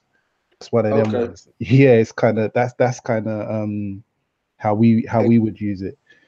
Yeah, it's just an old kind of London slang, and the YouTube thing I signed up about 10 years ago, and I just put a random random thing in, and it just stuck. So you guys are not the only ones. Everyone says it all the time. Ah, what is it? Wunademones? What is Wunademones. That's what I said. But since I know you, when I see you in the chat, I know what to say now. One of them ones, me. Yeah, and by the way, I'm subscribed to all of you. It's PK, Ack. I hope you weren't offended when I was No, referring to it was funny. I said I'm gonna adopt the name New York Cat. The New York Cat. You know, I've been in World Breakers chat for a long time saying, yo, that New York cat's talking 100% facts, but I'm telling you, New York is. Appreciate it, brother. Appreciate it. I think there's another guy in the chat that's called New York, and I think he was on some other stuff. So I'm not too sure what he was about, but I think he was on some other stuff. So I wasn't trying to get you confused or anything. But just I was gonna say I was just saying in the chat, bro, you sound just like Big L, man. Hey, y'all cook for a second, and I'll be right back because I got a question for you. You talk about me? Yeah, you sound. Oh, that's crazy. That's crazy because when I was raised like in Lenox, but then I ended up moving to like East Morningside, where Tupac was born in Harlem. So so. But now I live upstate. I'm in the burbs now, kind of like Stay Ready. How Stay Ready's from Houston, he live in the burbs now. Yeah, I kind of had to get out of there. You know what I mean? Because it's crazy out there in New York. You know what I mean? Certain parts. Yes, but it's getting a little better though. It's not like the 70s, but it's still crazy in certain areas that you go. But I can see why you say. It's funny that you say that. I listen to a lot of Big L. You know what I mean? I'm younger than that time in the 90s, but I do still listen to him because I be around a lot of older dudes. Yeah, you sound just like, because every time you speak, I'm thinking, damn, all I'm getting ready to hear is 139 Linux is the danger zone or something. Oh yeah. No, I actually like that. And Harlem was where the thugs rest in the slug fest. We sending faggots all the way to heaven like Doug Fresh. I know exactly what verse you're talking about. That's how you know I'm not capping. Well, when we say capping, where I'm from, that means we not lying. Yeah. I got you. But when you mentioned about Harlem, what's interesting is that Harlem, where I'm from South London, right? And the equivalent of Harlem is probably Brixton. Okay. And there's a lot of similarities because I've heard that Harlem's becoming very gentrified, and like there's a lot of changes, and it's exactly the same thing. Yes. It's like a lot of Italians now. When I go back and visit, it's like it's different. It's not really the. Yeah, it's not really the same thing.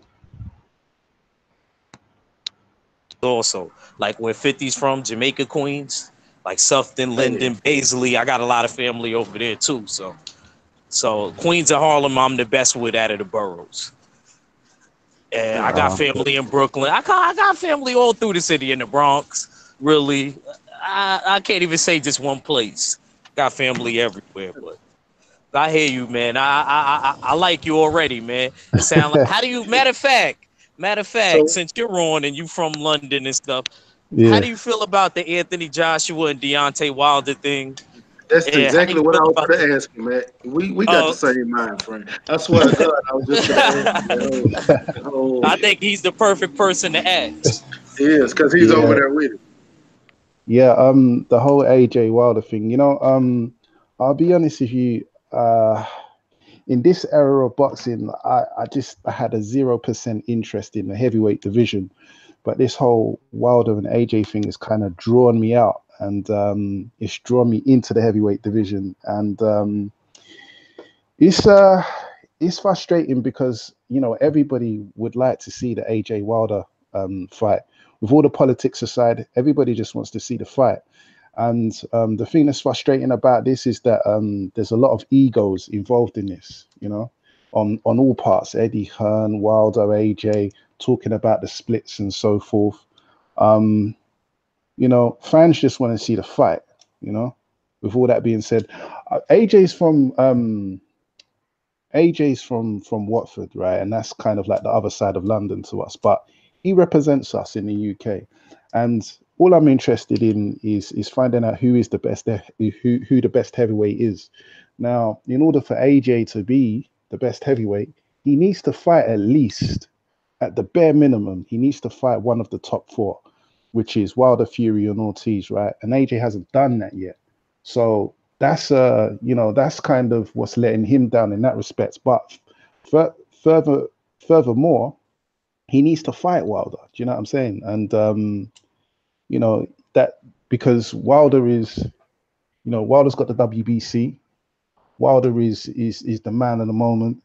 And in order for AJ to be great, he needs to take that fight. All this politics and going backwards and forth, and Wilder doesn't deserve this, and the 50 mil and all of that. With all that being, when that's all said and done, when it comes down to your legacy and what have you done, you can't be considered the greatest of this era until you take the fight with Wilder and actually Fury and Ortiz as well. And that's the one thing that I respect about Wilder, is that he didn't need to take that fight against Ortiz. He really didn't need to do that. But he did, and he won. And kudos to him. And he had a great fight against Fury. So I've got nothing but respect for Wilder. It's just all this politics is just frustrating. I'm not really interested in the excuses. I've heard both sides of the story. I just want to see the fight. I would just really like to see the fight. And I think it's not looking good. It's not a good look for us as UK fans, as a representation of the UK and what have you. With the way it looks from AJ's part and so forth. But it is what it is. It's one of them ones, as we would say. But yeah, I hope the fight does happen. But if it doesn't, to be honest with you, I'm not that bothered. I don't really have an emotional interest in the heavyweight division. The only heavyweight that I really, really like is Ortiz. You've got these other pair of tits, what's it called? Dylan White and Chisora. I don't like none of them. I mean, you know what? He ain't the only one with a pair of tits, man. Dominic Brazil got tits too. Jarrell, Big Baby Miller do too. Oh yeah, he do. But you know what? My official stance on AJ goes like this. When AJ was AJ's huge in the UK. He's a national icon. Yeah. So what I mean by that is white working class stay-at-home mums will know about AJ. Your mum might know about AJ. He's that big in the UK. He does tours of schools and things like that. He's big. Now, when AJ's profile was being manufactured by the media and Eddie Hearn and so forth, there was this big hysteria that AJ's the greatest and AJ this, AJ that. But I really don't think AJ's that great. Like, with this whole Wilder thing aside, I genuinely just don't think AJ's that great in comparison to the 90s and the 80s, because I kind of jumped out of boxing in around 99. So when I think of the heavyweights, I'm kind of comparing AJ to the 90s and the 80s, and AJ is a B-class fighter. So I always knew that he was overhyped, in my opinion. That was my opinion. And I used to get in the neck. People used to go hard at me. What are you talking about? AJ's the one and no one can test AJ and this and that. And so I used to get hard. So I'm no supporter of AJ at all. But at the same time, I do respect what he has done in terms of, the belts that he's captured and the fight against Klitschko. People say that Klitschko was over the hill, but if you watch the fight, it was a very, very competitive fight. It was a very entertaining fight. Hey, okay. Would you say that? And you say that Klitschko was a competitive fight with him being over the hill. So what do you say about the people that say that Luis Ortiz is much older than 38 years old? What people say he are, but Wilder made that a competitive fight as well. But as of right now, Luis Ortiz is a top top 4 or 5 heavyweight in the division as of right now. Yes. Yeah. Ortiz, Wilder won that fight fair and square. I watched the fight just recently, and I had Ortiz winning prior to the knockdown. I had Ortiz just winning. But Wilder's got that equalizer, do you know what I'm saying? And it is what it is. Yeah, Ortiz at the time, no one really, I mean, you know, with immigration and him being from Cuba, you know, you can make up numbers on your passport. You know what I mean? So who knows? Is Ortiz 38? Is he 49? Is he 59? Who knows? But Ortiz was ready. At the end of the day, he got in the ring. He thought he could win. He was ready. He was 100% ready. Ortiz, it was a good performance, and it was a good win for Wilder. I actually thought that Ortiz. I picked. You know what? That was another time I ate crow, because I actually picked Ortiz to beat Wilder. I want to keep it 100. I picked Ortiz to beat Wilder, but at the end of the day, Wilder's got that equalizer and he won the fight. It is what it is. You know, no one can stand up to Wilder's power. You know, and you can say what you want about Wilder in terms of his technique and, you know, some of the punches that he throws and so forth. But at the end of the day, when he lands on your chin, he puts people to sleep. And his power has been confirmed by dropping Tyson Fury in the manner that he dropped him. You know, so yeah, going back to your thing about Ortiz, I think that was a genuine fight.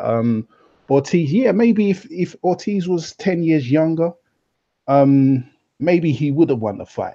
Maybe. But at the end of the day, that question is always going to be there when Deontay Wilder is fighting. You may be better than him. You can be Muhammad Ali, if you like. You can be Sam Langford. You can be anyone you want. But when Deontay Wilder lands on you, bro, it is what it is. Do you know what I'm saying? Exactly. So, Tyson Fury even found that out. But we ain't going to talk about that long, Cal. Hey, legendary Top Kid said, what part of London are you from? Oh, I'm from the South. You from the South side? Yeah. South London, we bring the noise, man. Right on. Hey, and Ramsey Bolton's asked, what do you think about Heyman in the UK? Oh, Heyman, yeah, that's a good move, man. It's a good move. So yeah, just to give you a bit of background on this Al Heyman move. So he's got to deal with ITV now. To put this into perspective, ITV. So back in the 90s, there was 4 or 5 terrestrial TV channels. You had the BBC, BBC Two, ITV, Channel 4, and Channel 5. Now, ITV is the second biggest terrestrial TV channel in the UK, and it still is today. So ITV is no joke. It's a big player.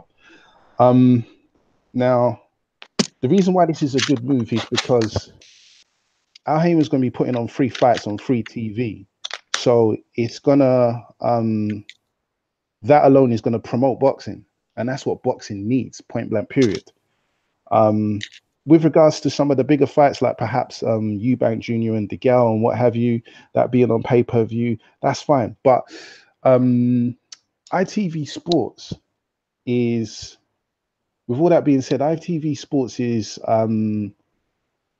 in terms of reach and public demand, is probably in 4th place behind BT Sports, Sky Sports, Euro Sports, and then you've got ITV Sports, because ITV Sports, they left boxing and now they're trying to come back with Al Heyman. So there's a lot of question marks to see, you know, how this is going to play out and so forth.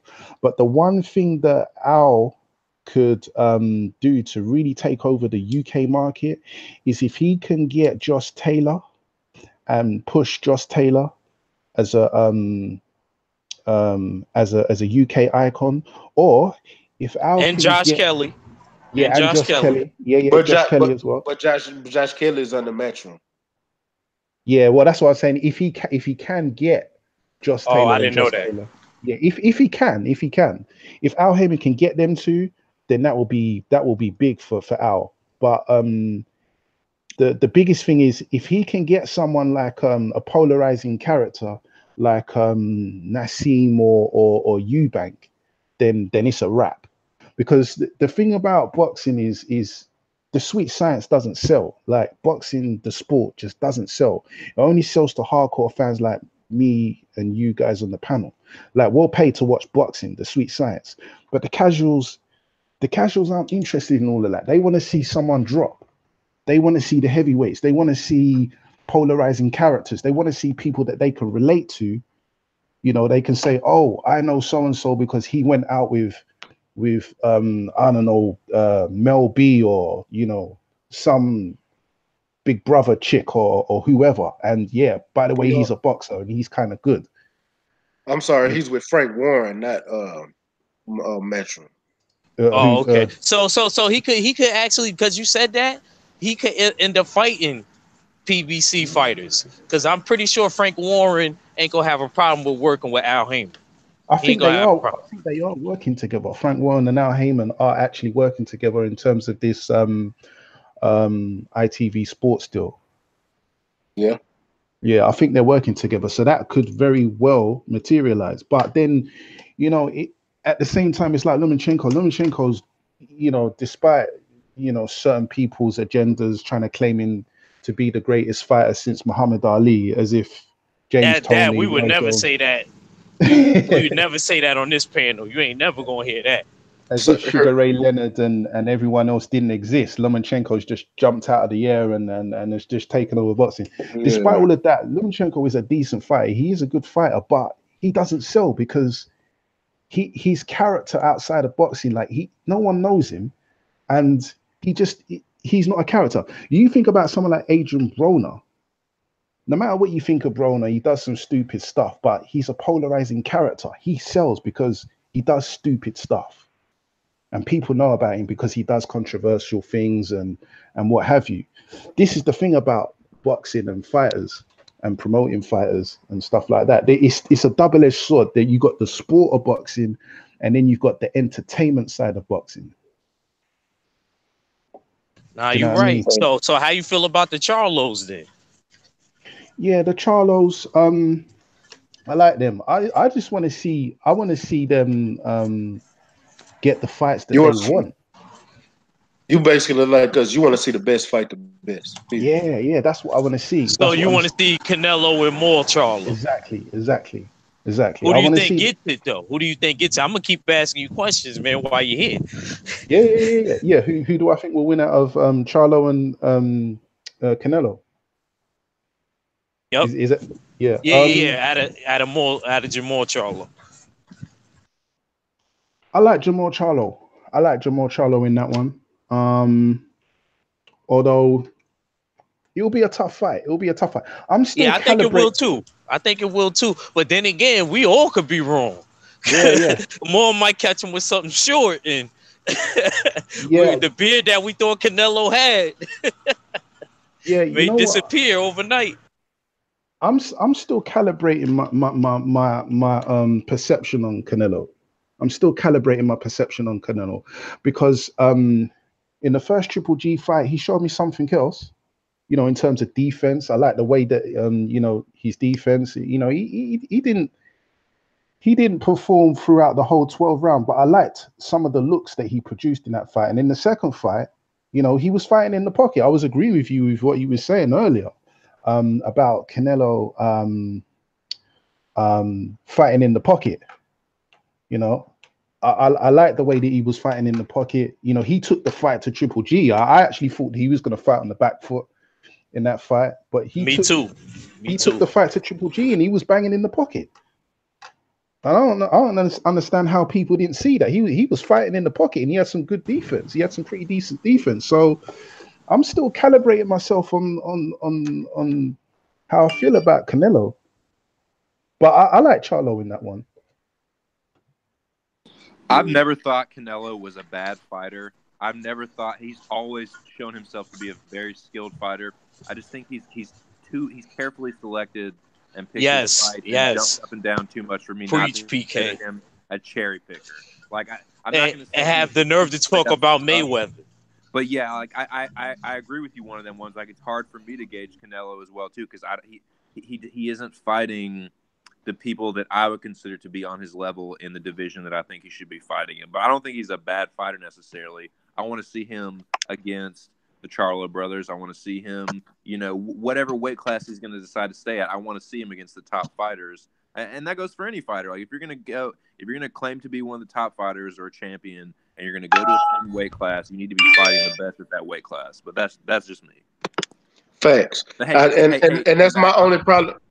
Yo, what's up with? I'm sorry to cut you off, brother, but I actually got to roll, man. I'm getting ready to go on a road trip, but man, I appreciate you for jumping on with me, bro, man. Hey, I appreciate you, man. It was great to talk to all of y'all, man. One of them ones, great to meet you, dude. Yeah, you too, always PK. Great to talk to you, champ. You already know, PK. I'll hit you up, and Mac, dude, thank you so much. I really appreciate you having me on, dude, and I'll definitely get back on with you sometime. All right, bro. Anytime, man. Take care. Brother, be safe on your trip. Yeah. All right. Thank you, man. Appreciate it. Y'all Wait, we got 503. Wait, we got 503 in the building? Dang. That's my H-time brethren right there. Oh man, you got the Texas boy in here heavy. There's a lot of guys that I've What's up, Ack? Mac. What's good, 503? What's good? Chilling, man. I just seen y'all online, man. And you shout out came to at the other homie in the UK. One of them ones. That's what he go by. One of the ones. Okay. What's up, homie? I hear y'all talking, man. It's some good dialogue, man. I see y'all putting him in the corner with all them questions, though, man. But he coming out though. Yeah, no. He's actually a smart UK dude, though. So I can't even get at him. Man. Yeah, he's intelligent, so I can't get at him. You know what I mean? He know what he talking about. So he's like, yo, you need to take this energy, one of them ones. You need to talk to Edge Notes. That Notes dude, Edge Notes. Yeah, y'all need to get in the hangout together, and you need to school him. Because he don't know what he's talking about. Controversial cat, man. He's a controversial cat, man. I know about Edge Note. He's he's kind of, he has some kind of different views, shall I say? Yeah, I already know, man. 503, what you think about your boys in the media workout, man? You know I gotta ask all the Texas boys. Shit, bro. It's looking good right now, man. I'm kind of pissed off I wasn't able to make it because I had to work the night shift, man. But I thought you or Mac was gonna be in that, as y'all would say, in that hole. Man, I'm gonna be honest with you. I would have been, but I had prior engagements already yesterday, and I was busy. That's why I didn't even drop a video yesterday. I was busy, but I damn sure I would have been in that thing. But let me find out they got any other engagements here in Houston. I'm gonna be there. Yeah, but man, boxing quite big in Houston, then, man. Because I see it. There's a lot of guys from Houston, man. Like that are talking this boxing, that are into boxing. Is boxing a big sport in Houston? To be honest, not Houston. I'm gonna say this. It's becoming it's becoming a thing down here, bro. It ain't always been like this, man. Like, hey, 503. I'm gonna tell you, what side of town are you on? North side. Okay, I'm on the east side of town. They have a fight every Thursday and Friday night. On the east side of Houston, it's big. We can go over there any Thursday or Friday night and go watch a boxing match. Like, it's always a fight going on in Houston, but because of the city is so big, everybody don't know. But now we're starting to become the entire city now. It's been a pretty lucrative sport as far as the Hispanics go. You gotta go check. You gotta go check on the. You gotta go over there to Pasadena and stuff and go check on those fights on the side of town at least once. Okay. Yeah, man. Just let me know, man. Like, is they gonna be doing something like in the upcoming weeks? Or is it like it's every week thing? Just about. Here, let me see what they got going on today. Hold on.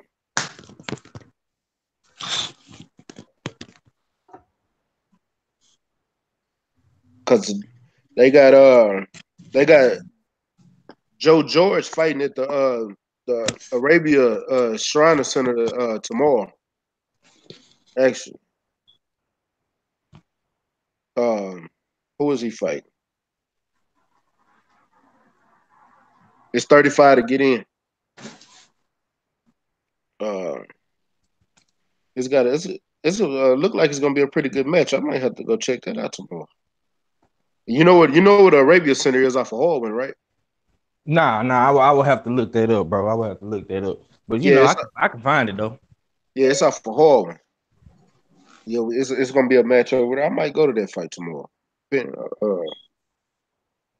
Well, are you talking about the Jesse Hart fight tomorrow?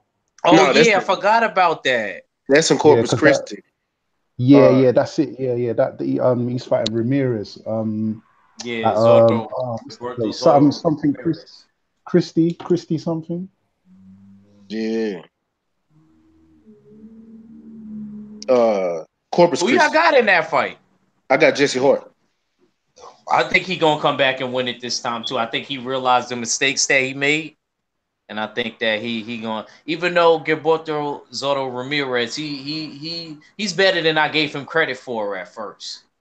Yeah. He's better than I gave him credit. Well, man, Ramirez ain't no punk. I'm gonna tell you that now. He's so right. He wanted Canelo. He said, "You coming to 68? Let me bless you in." He said, "Let me bless you in, Canelo." Canelo don't want them problems. Yeah, he don't want that. Cali Enigma, big up. What's up with the Cali?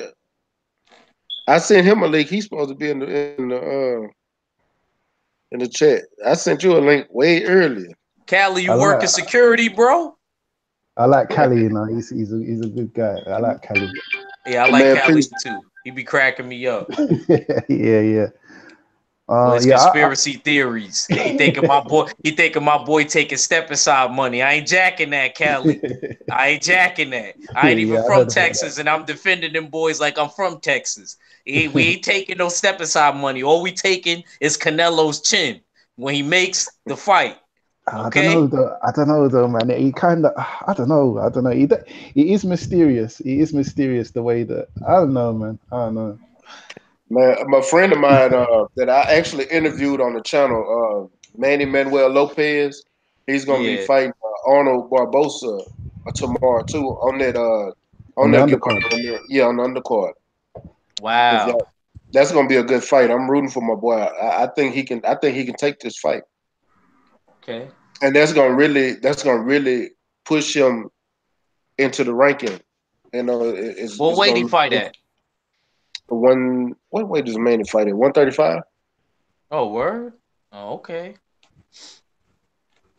No, yeah, man. I'm sorry. I like what you're doing though, man. You really on that underground circuit, man. Like, you know, getting these fighters some shine, Macc. That's cool, bro. You know what I'm saying? I gotta get with you on that, man. Man, because I got a couple of homies on the north side doing a little something, man. Yeah, so we definitely gonna have to get up on that. My homeboy Scrap over there, he's an amateur boxer out of Acres Home, out of Garden City. So okay, I was supposed to bring him on one day, but you know he also promoted at the address, so you never he be doing his things. Okay. But yeah, I'm gonna chop it up with you behind the scenes, bro, and because I that's one thing I like to do, because to bring the sport back up, we got to bring boxing back to the forefront. Not only do we have to worry about the boxers that's already big, now you got to worry about the up and coming fighters to get them some shine, because the up and coming fighters are the one that's gonna take over the sport when Deontay Wilder and the Earl Spencers and the Charlos are gone. Yeah. Fighters that are coming up now, so that's why I do the interviews like I've been doing. Yeah, that's big, because I kind of do the same thing from a UK perspective. I know about the up and coming guys that are coming out of the UK that I know you guys wouldn't have heard of them. But I keep my ear to the ground with this kind of thing, because I like to see young guys come up, and make it on a domestic level and then transition into international. That's why I really like people like Haney, Shakur Stevenson, and on the UK side you got Lewis Ritson, Arsenio Byford, and that. And there's a new guy that I recently started to research and get into called Paulson. He's out of Denmark. No one's heard of him, but you know, there's a lot of talent out there. There's a lot of talent, you know. It really is. So I can definitely relate to what you're saying. One of them ones. How you feel about the Isaac Dogbay fight? Oh man, yo, I felt bad for him. I think he could come back. I think he just made slight tactical errors, but I think he could come back. Yeah, okay, right. Right. So I was in the middle of making a video about Isaac Dogboe, man. Yo, I put 3 hours into making this video and I lost everything. So I was pissed about that. But my thing about Dogboe is they got a lot of people criticizing Dogboe, saying that he's been exposed and you know he wasn't as good as this and that. But you know what? Let me tell you this from now. I wasn't a Dogboe fan before the fight. I was an observer. But after that fight, I'm a huge Isaac Dogboe fan. And this loss isn't the end of Isaac Dogboe, providing he does the right things. He can definitely bounce back. The man has a lion heart, you know. Definitely. Yeah, his corner could have pulled him out of there, but he went the 12 rounds, you know. I saw a lot of he needs to work on his defense. Yes. I think that if he can adopt some of the Cuban style in terms of the defense and the outboxing and working on the back foot. I'm not saying that he needs to be a Cuban boxer, but if he can adopt some of but you kind of right in what you're saying, and also learn how to box in circles. Yeah, you know yeah, exactly. I mean? You know, the Cubans do that is experts at that. Not you know, Americans, we box side and box a lot of times with our feet work. But, you know, some of us do adopt the Cuban style and some of us do box in circles. I like to kind of box in circles myself. I like to pivot a lot. Not like Lomachenko. Not like Lomachenko, though. Not the speed. I think he needs to learn how to manage the distance. More than anything else, I need him to manage the distance. But you know what? Sorry, go ahead. I didn't mean to cut you off. No, you're all right. I was just saying with him managing the distance, because him being a shorter fighter, when he fights those taller opponents, I need him to be able to get back inside and dip out once he attack instead of taking unnecessary punishment. But you know where that starts from? Stay ready. You got to learn how to use that jab. Yeah, he has to. Because sometimes when you use the jab, it's not always just offensive. You use it as a defensive mechanism so that you know, okay, maybe I'm too close to this person. Oh, let me get out of range. Or you use it sometimes to say, oh, all right, I'm close enough to hit this person. So it's just you being able to think in milliseconds. But I'm also say this too. You know, sometimes you can be too short to utilize the jab like you want to, and I believe that's where it gets into. Because when you look at fighters like him, look at fighters like Mike Tyson. Watch this Canelo and Rocky Fielding fight. If you think Canelo gonna be able to utilize that jab, I promise you he's not. But let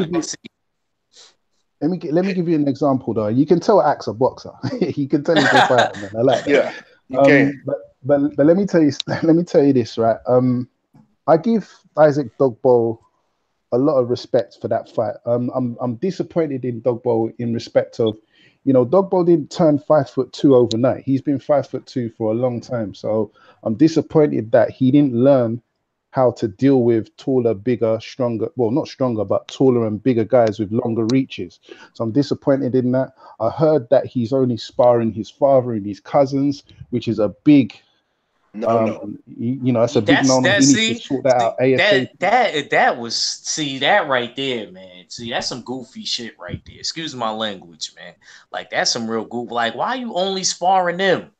Exactly. Get elite, that iron sharp. Like, you should have learned from Mel Charlo and Earl. Iron sharpens iron. Okay, you need to fight elite dudes. It don't matter if you gotta pay them, give them meals, have them live in the house with you. I don't give a damn what you gotta do.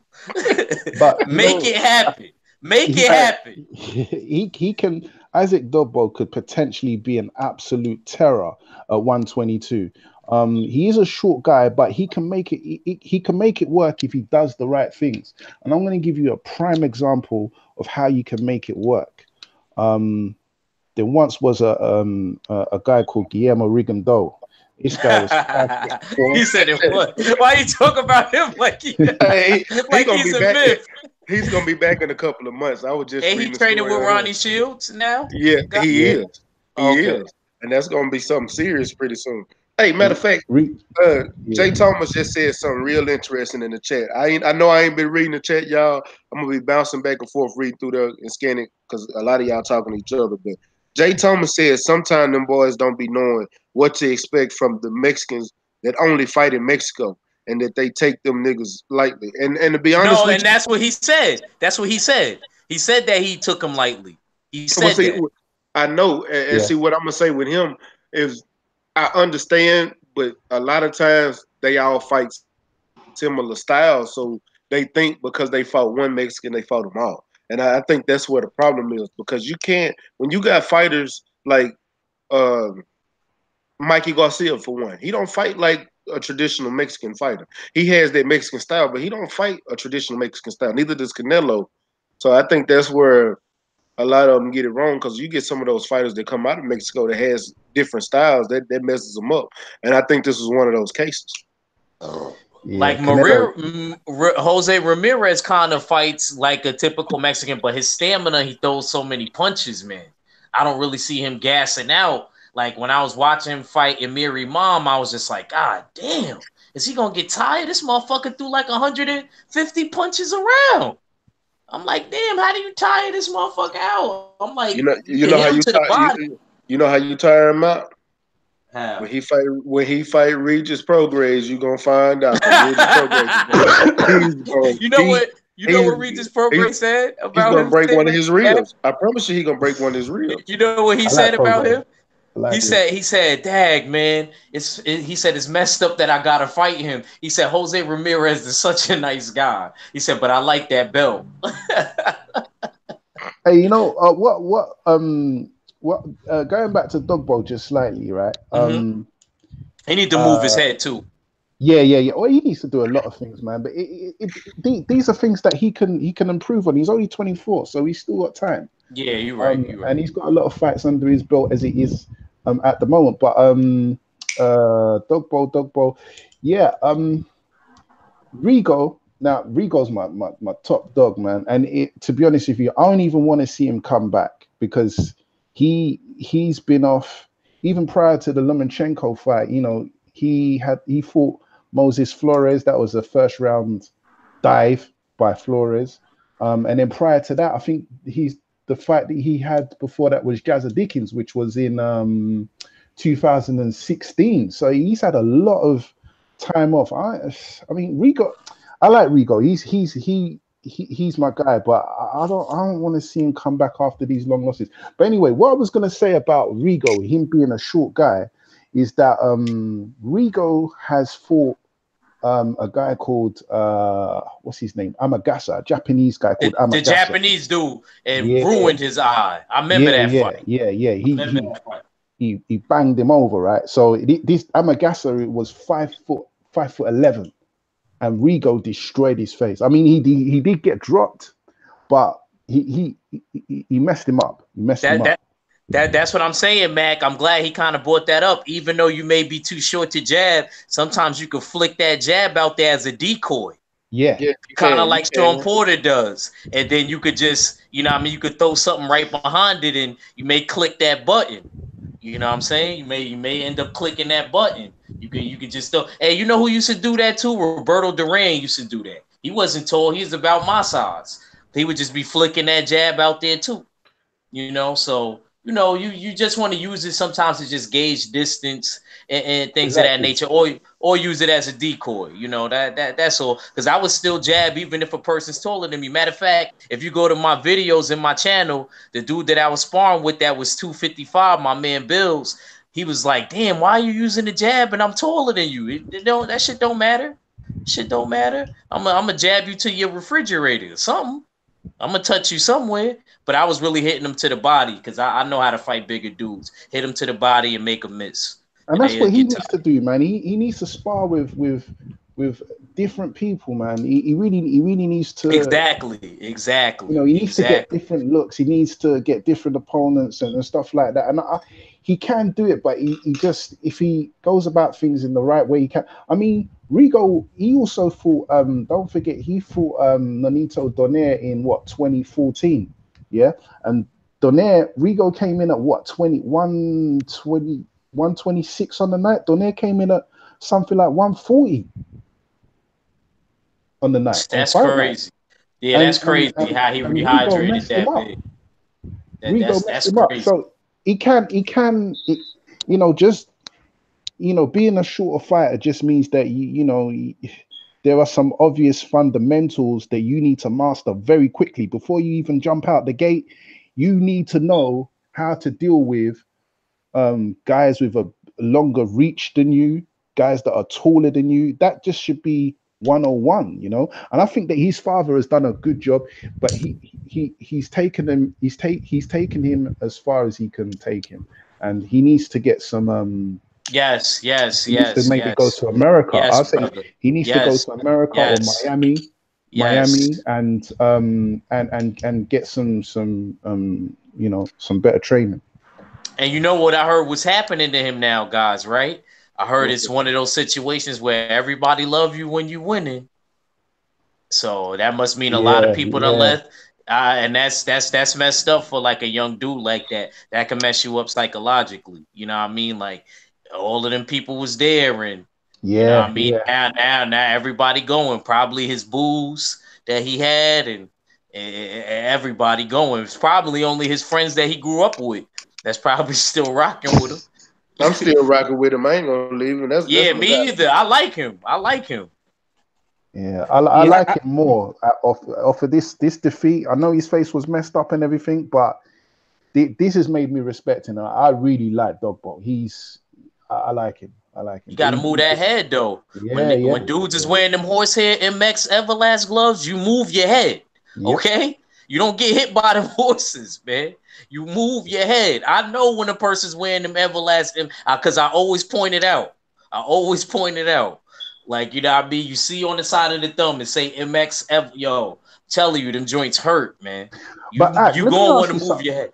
Yeah. Let me ask you something real quick, Ack. You see them Everlast gloves? Yes. Which ones? There's so many. There's Paralock. Yeah. There's the regular ones. I can't even remember what they were called, but I had these Everlast, and I remember I got them, and I thought, yeah, let me try these out, see what they're saying, see how they fit. But then inside it says by the state of California, section 65, this product may contain substances that could cause cancer. Oh wow. Yeah, it said that on the inside. What kind of gloves was those? I wish you could text me those. Yeah, I wish you could show me those in the hangout. Nah, y'all better start. You better start reading them gloves, the labels on them gloves. Yeah, you ain't lying. Yeah, I said, what the hell? So what? Because obviously I didn't know. I ordered them, and then when I got them, I was like, oh hell no, I ain't messing with none of that.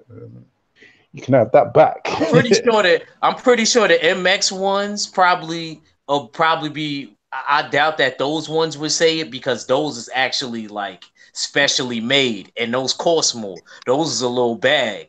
Like, you typically will pay like a good $50 for like the Paralock gloves, the regular ones, you know, the sparring ones. If you get in the Paralock fighting ones for like 8 ounce or 10 ounce for like the boxing ring, those is typically like $89 to like $100. But if you get them MX Everlast gloves, the 10 ounce and 8 ounce ones, they're like $150. And if you get in the sparring ones, MX Everlast gloves, those are $180. You know what I mean? So those is gonna cost you a little bag. Those is like premium, specially made. Hey, so I'm gonna ask y'all, while I got everybody on this chat real quick with 503 Act and one of them won. We got a few fights this weekend, and I just want to see what y'all got in this fight real quick. You know, so tell me, for tomorrow, y'all said everybody on the panel said Jesse Hart against Gilberto Ramirez, or does anybody think Gilberto can win that fight tomorrow? 503, we ain't hear from you for a while, man. Shit, bro. I'm going with the Mexican, man. I got Gilberto, man. I'm sorry, bro. I ain't mad at you. I ain't mad I at you ain't mad at because you either. I he ain't mad at he you either. won. He won the last time. He won on the strength of a drop. He got a knockdown in that fight, and that's really how he won that fight. Because Jesse was looking good in that fight, Oh but yeah, oh yeah. Jesse can fight, man. He one of them tough East Coast cats, man. And I just Philly. He from yeah, Philly. man. Yeah, man. It's something in that water down there, bro. But I think Gilberto got all the tools to beat him, man. And this time tomorrow, I think he can do it convincingly, man. But Hart might pull an upset, man. But I don't know, man. I I'm just think Gilberto gonna do it, man. Down here in Texas, man. That's gonna be a good fight on ESPN, man. yeah. I was supposed to be at that fight, man. I still might go. I was supposed to be at that fight, but all right. Who y'all got? Canelo versus Rocky Field. That's and just Oh man. it's an 8-inch reach. Yeah. Clanello. I got Clanello. Yeah. I've got Play one of them ones. You made your prediction, bro. I think Canelo's gonna get it, but I reserve. I want to put a reservation in there. I don't. I've got, I think that it could potentially be a tougher fight than expected, but I think Canelo's gonna get this. What you Yeah, say, well, Five? yeah. I like Cinnamon, man, but he gotta stop all that cherry picking, bro. You know what He I'm said, saying? Like all this but cherry picking you but that's doing, what man. make you not like him. You know what I mean? I, That's what make us not like Cinnamon, man. Like uh, we like you, we know you talented, bro. But you talk about Mayweather is doing this to the sport, doing that. Yeah, but you doing basically what he was doing. You can't be a hypocrite, bro. You can't be a hypocrite, man. Like, I'm gonna cause say that's what I'm gonna go outside the box, and I'm gonna say this: if Rocky Fielding uses his reach the way he knows how to box, because this is just being fundamentally sound. If he just go in this fight and be fundamentally sound, uses his reach, even though he's slow, he can beat Canelo. And I'm gonna pick him because I honestly believe this fight gonna be a lot tougher than we expected. And if Canelo wins, I say it's gonna be a split decision Yeah, I can't. or majority decision. It's not gonna be a unanimous. I wow, one of respect them that. I ones he's respect that. picking the London dude. Yeah, I Wow. respect that. I Whoa. respect that. You I going off mean, the I deep think, end, my boy. I know. I think Canelo's got this, but I think it's going to be a tougher fight than a lot of people think Canelo's I just think going to so breeze too. through. I think so too. I think so too. Yeah, I still got Canelo winning. But what if Canelo get dropped? yeah, Bro, yeah, yeah. this What is if what he I'm gonna get say, dropped? bro. Look at this. I'm hitting you up, Mac. I'm hitting you up. If he get dropped, expect a call from me. If you're not at the fight, I'm definitely gonna ball you up, man. I ain't gonna be at that fight. But just think about it, bro. Rocky Fielding is 6'2", 6'3". Canelo is how tall? Five Uh, six. Five. No, I thought he I've, was for like 5'9", Man, 5'8" he and a Yeah, ain't that half. tall. I thought Canelo's he was got to like be five 5'8". I eight, think five he's like seven. 5'8". I think Okay, Canelo's. okay. I give him 5'8", but this old dude's still 6'3". Yeah, And that's that 8-inch reach advantage. Bro, if I got 8-inch reach advantage and I can box, I don't care how good the next boxer is. Just being fundamentally sound, yeah, I yeah, should be yeah, able yeah. to beat him in a Yeah. 12-round fight, even if it's just to point out. And every time he tried to get close, I hit him with a short power shot to make him back up. Now, Mac, before you say that, we know Rocky Philhand can get lowered into a slugfest now. You right, but That's you all also Man, got to, Canelo, hey, because I remember what And happened Canelo's with got listen, good Callum. chin as I well. love Callum man, Smith. Callum Smith is y'all my favorite London, well, one of my favorite London dudes right now. I really nah, like that kid. Josh, y'all drunk off the Gypsy King, man. Y'all think everybody can move like everybody can't move like Tyson no, Fury, man. Nah, I tell I you, I you ain't know, drunk say off no, that gypsy juice, man. I'm not drunk off the gypsy juice, and I know I ain't even looked at the chat because I know they tripping on me. But I told y'all, I eat crow after that. I come on and make a video saying that I did it. nah. But Go I just, live, it's go just, live with the panel. Go live with the panel. I'll go live with the panel. I just for some reason You know what? I just think it's gonna be the only reason I'm picking Rocky Fielding is because I think everybody's just counting him completely off and like Canelo go in this fight and really just beat this dude up. And I honestly don't think that's gonna be the case. Hey, bro, I stand in your square, man. I respect your opinion, man, and I'm not even gonna argue that because there's I've got some reservation, as I say, and you could be right. You could be right. I mean, this is boxing, and anything can happen. Anyone can get it. Anyone can get it. So, you know, Yeah. there's a lot of guys that could be eating crow, and you could be right. So yeah, man, stand in your square on that one, man. I actually hope I am wrong because I'm tired of Canelo. So I hope I am wrong. But I know that he's a talented boxer at the same time. He's a talented boxer. Everything got to go right for Cinnamon, man. I want to see this nigga knock out this big clown sauce dude from the UK. No disrespect to him, man. Because we gotta get him. We gotta get him in there with Danny Jacobs and Demetrius Andrade. Wait. 503. 503. You're skipping over somebody. I want to see him fight Jamal Charlo before. Yeah, there we go. That's what I said. I want to see him fight Charlo, bro. But you know, Oscar ain't finna let that happen in 2019, man. He already came out on ESPN and said what he trying to do, bro. He said it yesterday. He said he want Triple G and Canelo 3 in May. So that's what's gonna happen, man. This dude was picked for a reason, man. He better not do that, man. He gonna do it. You know what? That's how you know Canelo gonna win on the split decision Saturday. I'm telling you right now, that's how you know he's gonna win. When's the fight being held? All he gotta do is survive, dog. All he gotta do is survive in box. That's it. Now if he go in there and knock dude out, that's gonna be cool. You know, all of the Canelo fans and the Hispanics gonna be happy. But they picked this dude for a reason, man. This is a showcase fight under the zone. Canelo coming out party, man. He got picked for a reason, bro. But I heard a lot of the Mexican fans ain't even happy with this fight, bro. I mean, well, of course not, bro, because they want to see Canelo fight the best, but it don't matter, man. They still gonna back Canelo, man. Lawrence say he got dude getting KO'd by the 8th round. See, exactly, man. They riding with their boy, man. I'm telling you, they riding with Canelo, man. Hey, what's it? Stay ready. Keeping it with the theme. My man Lawrence Williams said earlier that Joseph Parker, he's fighting in New Zealand in Christchurch. I don't know what network it's going to be on, but I actually was going to ask that next fight. I was going to ask y'all who y'all got. He's fighting Alexander Flores. Yeah, I mean, I have no idea who the guy is. I'm on front with you. I'm not going to cap. That's probably like the first boxer I don't know in a long time. Well, let me tell y'all his record. Alexander Flores is 17-1-1 with 15 KO. I don't even like that fight. I don't even like that fight. Honestly, I don't know.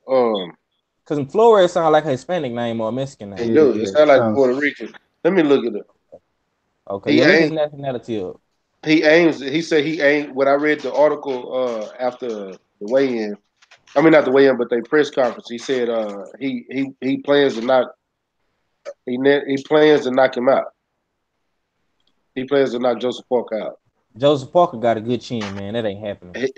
Exactly. That one hell of a chin. Yeah, he got a good chin. He was able to survive AJ and Dillian White. That ain't happening. Man, he almost knocked out Dillian White that 12th round. Had it would have been 15 rounds. Alexander Flores is from California. Oh, okay. Is he Mexican though? He's a right-handed. He's a right-handed fighter. He's 6'4". Yeah, he's not a tall heavy. That's not a tall heavyweight. He's had 3 fights in Mexico. What you mean? That's not a tall heavyweight. I feel like now, like 6'5", 6'6". I guess that's decent. You're right. Joseph Parker 6'4". Oh, okay. I thought he was like 6'5". No. Hey! I want to ask one of the ones, man. What do you think about Dillian White and Chisora too, man? Do you think Chisora gonna come in here and spark this dude out or what, man? So Dillian White is from the same ends. Hey, hold on, real quick. I just want to say this real quick. I just want to look the dude record. Joseph Parker gonna beat the shit out this dude. I knew it. I knew it. I knew it. And Joseph Parker is a decent boxer too. No. Yeah, he is, man. Dude got knocked out by Charles Morton back in 2014. Whoa. He got knocked out by. Oh my god. Oh my god. Yeah. You got to be fucking kidding me. Yeah. 6 round Lawrence knockout, Williams just came up and said, "Yeah." I was watching the sparring session with. I was watching 2 sparring sessions. I was watching the sparring session with Derek Chisora and what's his name, Brian Jennings. And I ain't even gonna front. It was a dog-eat-dog world, man. They was dog fighting, bro. He's ready. Yeah. He's ready for Dillian White. He's ready for Dillian White. I hope Chisora knock that hoe out, man. Me too. I swear to God. I hope he do, man. Fuck hope he everything does up too. for Eddie and Matchroom, dog. I hope that's so. A fact. That's a Fendi right there. I'm with y'all on that. On the strength.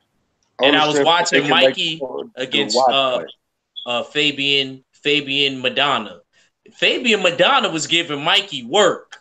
All right, y'all in the chat. I'm not talking to my brothers on the panel. Y'all, he was giving Mikey work. Yo. I'm not even capping, y'all. Like, Fabian Madonna is a tough welterweight, son. When he get up in the rankings, he gonna make some interesting fights, man.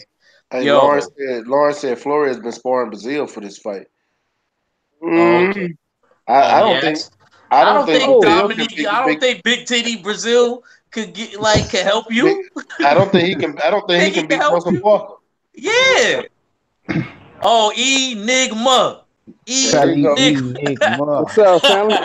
What's going on? Business. What's up, Cali? Yes, sir. Same old, man. Cali, I thought about you because I think I know that girl that you was talking about online. That's an AJ fan that's new to the boxing. I texted in the chat. I wanted to see if that was the same one you was talking about the other day. I wasn't sure.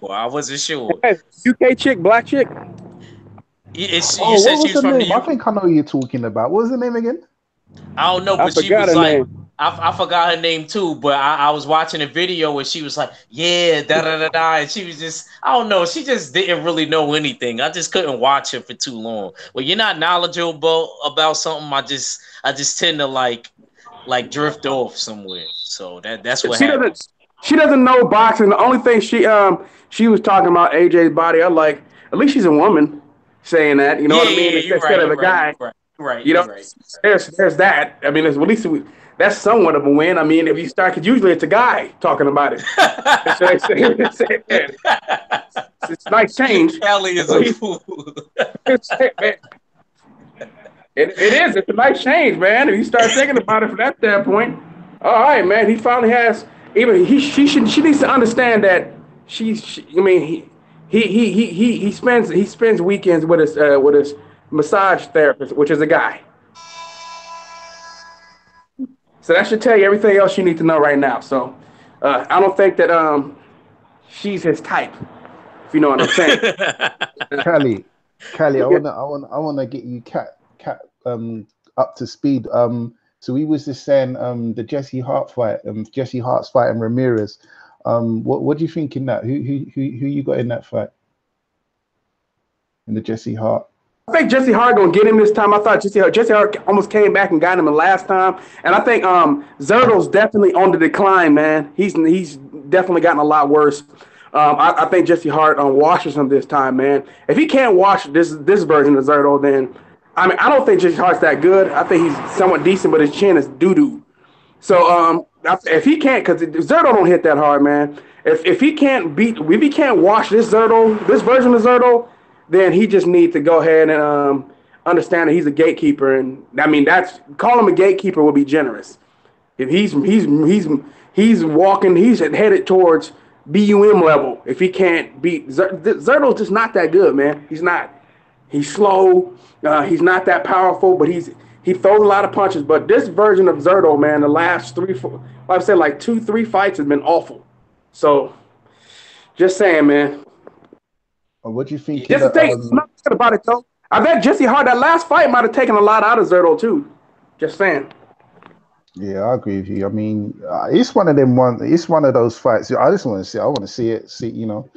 see how he does, and we'll take it from there. It's one of those kind of neither fights, one of them to me though. One of them ones got that death magic, that power. Neither one of them got that death magic at 68. See where I could tell you Callum Smith got that death magic? like you know what I mean? They don't got that. You know what I mean? David Benavidez, Callum Smith. I think David Benavidez is going to end up being the best at 160. I think I would lean towards Callum Smith right now, though. Just slightly. I would like to see that fight. That's a good fight, Cali. I do too. David Benavidez and Callum Smith. I really like Callum Smith, though. I don't know why. I really like him, though. He's a solid fighter. I mean, he's the best one out of the brothers. Ain't he the baby brother? Yeah. That's crazy. Yeah, because Liam Smith ain't shit. Beefing now. What's the other brother though? It's another one they got that's a nice brother. Wait, he's no, not the one that's ear fell off, right? Huh? Wait, wasn't there one that's ear like came off or something? Or am I confusing? I know what you're talking about. I can't think of the guy's name, and his ear was hanging off. Yeah, that was you got. Yeah, he wasn't a Smith, or was he a Welsh? No, I can't think of the guy's name. Because I know the Welsh got brothers too. Yeah, I'm starting to think 78 is right about all of them, man. Them London dudes are just made in a hyperbolic time chamber, and they making clones. I can see the guy's face. I just can't think of his name. I know exactly who you're talking about, though. Thought he was a Smith brother, though. You guys, Paul Smith, Stephen Smith, Liam, and Callum. I think it was Stephen. Yeah, look,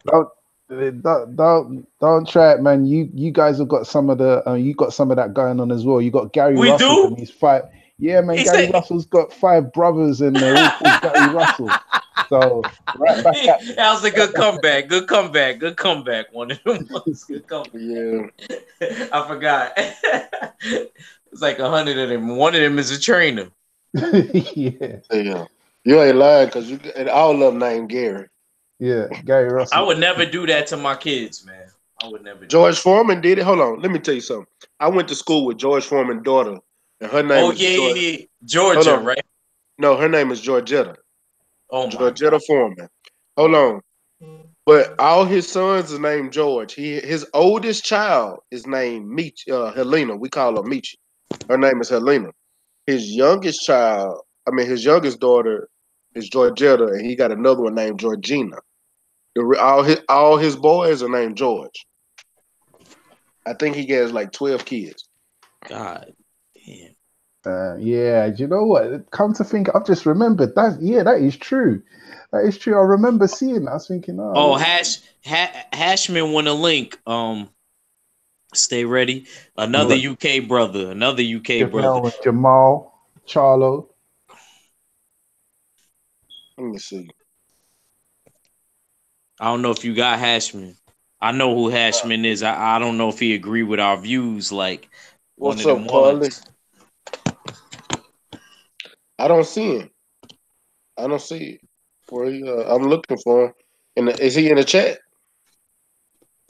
He asking Cali to send him one. Oh, he asking Cali because I don't see. He ain't in my chat. I'm looking at all the Cali, you got that death magic for him? You putting them in the chat or what? Yeah, because I'm damn sure looking. But I don't see no Hashman. Who is Hashman? I ain't never heard of him. Yeah, he was on somebody's chat before. Was it World Breakers? Yeah, it was World Breakers. I don't think he was on that chat with us. I probably wasn't. And I think we had to hop him. We had to jump him on the chat. And what I mean by jumping him on the chat is he was wrong about a lot of things, but I wasn't mad at him. He was trying to hold his own. Hey, man. Hey, wait, while y'all trying to do that, man, I gotta ask the homie, man. What one of them ones? What you think about this interview that AJ did today, man, on ESPN? Do you think he coming off as being genuine and real about this whole fight with Deontay Wilder, man, or he blowing smoke? How can I explain this? Let me try and articulate my point. First of all, I haven't seen it. I haven't seen the interview, but I've heard about it, and I can imagine what was said and the body language and everything. I've seen a lot of AJ interviews and so forth. Was he I'm being gonna tell you, genuine? I heard what was said. he So actually was more lean back and casual, yeah, do you know what? With that being said, comfortable. I'll tell you one thing about AJ. I know you guys. You don't see AJ on the turn up. You don't see him on the rah rah. You don't see him on the hype. You don't see him, jumping out of character and doing any of that. And you can only go on what he gives out, and so forth. But I would say that 50% of what you see of AJ in the media and interviews and stuff, 50% of that is PR. That's him saying the right things at the right time to appease a certain demographic and blah, blah, blah, blah, blah. Then the other side is genuinely him. Like AJ is genuinely, now I don't know the brother. He doesn't come from where I come from. He comes from the other side of London. In fact, he's not even from London. He's from a suburb just outside of London. But I'm from the UK, and I understand when he's talking, I understand his character a lot better than, no offense, but a lot better than you guys. And AJ is genuinely, he's more of a quiet, humble type person. But I get it when you guys are going in and you're saying these things. I do get it from your perspective. But I can't explain it. He's like he's not doing him. The fact of the matter is that he's not doing himself any favors in terms of how he's dealing with this whole Wilder situation and so forth. At the end of the day, the fight can happen, and all of this stuff just makes it look like what it is, and it is what it is. But AJ's not. He's not. This is my perception. He's not a soft guy. Like he's not. He ain't a soft guy. He is. If you step to him, you will see a different side to him. If that makes sense. Like if you was to really step to him, you would see a different side to him. Like what do you mean by step to him? One like of them if ones. you like what Actually, I mean is that this is what he's saying. Just like one of us, we cool, laid back, calm, and collected. But as soon as somebody try to step to you and try to, like if you get in his face, you will see a different side. You will see a side of AJ that you've not seen. You sure? Because my New York brother sure gave him all of the business he needed, and I don't like Big Baby Miller. But Big Baby Miller talked about his mom. Somebody would have talked about my mom. I might have not been able to fight that night. He talked It about might have been when he came to the Dazan. I guess the Dazan present. I don't know what it was. It was like I say the grand opening of Dazan. Yeah, I know. And in New York, he was holding the belts, right? And he was holding the belts, and he was talking about his mama. And then AJ was real upset about that. But you know what I like that Big Baby Miller is going to do? I heard Big Baby Miller is going to be in New York when he's at the Canelo fight. That's the wrong place you need to be, because Big Baby Miller said he going to G-check him again. Yeah, I think that's good. I want to see AJ. Personally, I want to see him like turn up a little bit and show me too. I agree with you. Show that look, you can't step. But let me tell you, did you see when he fought Dominic Brazil? This was you got a slight insight into him. When he fought Dominic Brazil, they did a face-off outside in the garden. I believe this was in the UK. And then Dominic Brazil got in his face and he tried to step to him. And AJ put him in his place, essentially. And he was ready to go there and then. Dominic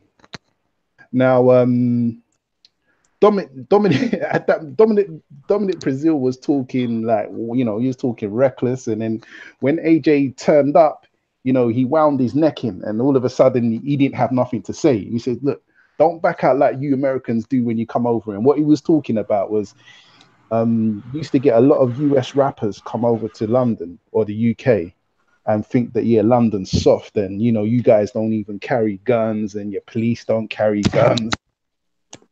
Oh, I know what you're talking about, and I actually you kind of making me kind of feel away because one of them was from Harlem that Yeah, they did yeah, that what's his to. name? They did that to Joel Yeah, Santana.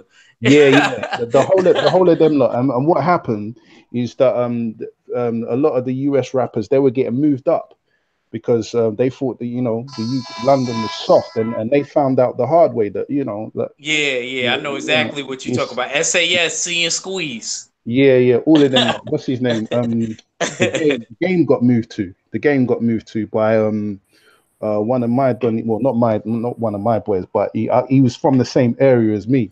And Hmm. it happens. It is what it is. It's not to. I'm not trying to like glorify London. It is what it is. Anyone can get it anywhere you go. But that's what he was referring to, and he did turn up. But I don't like this kind of softly PR kind of age. Going back to what 503 was saying, I don't like this whole softy kind of age PR AJ thing. I think that he does need to show that, just for marketing, he does need to show that, you ain't gonna punk me.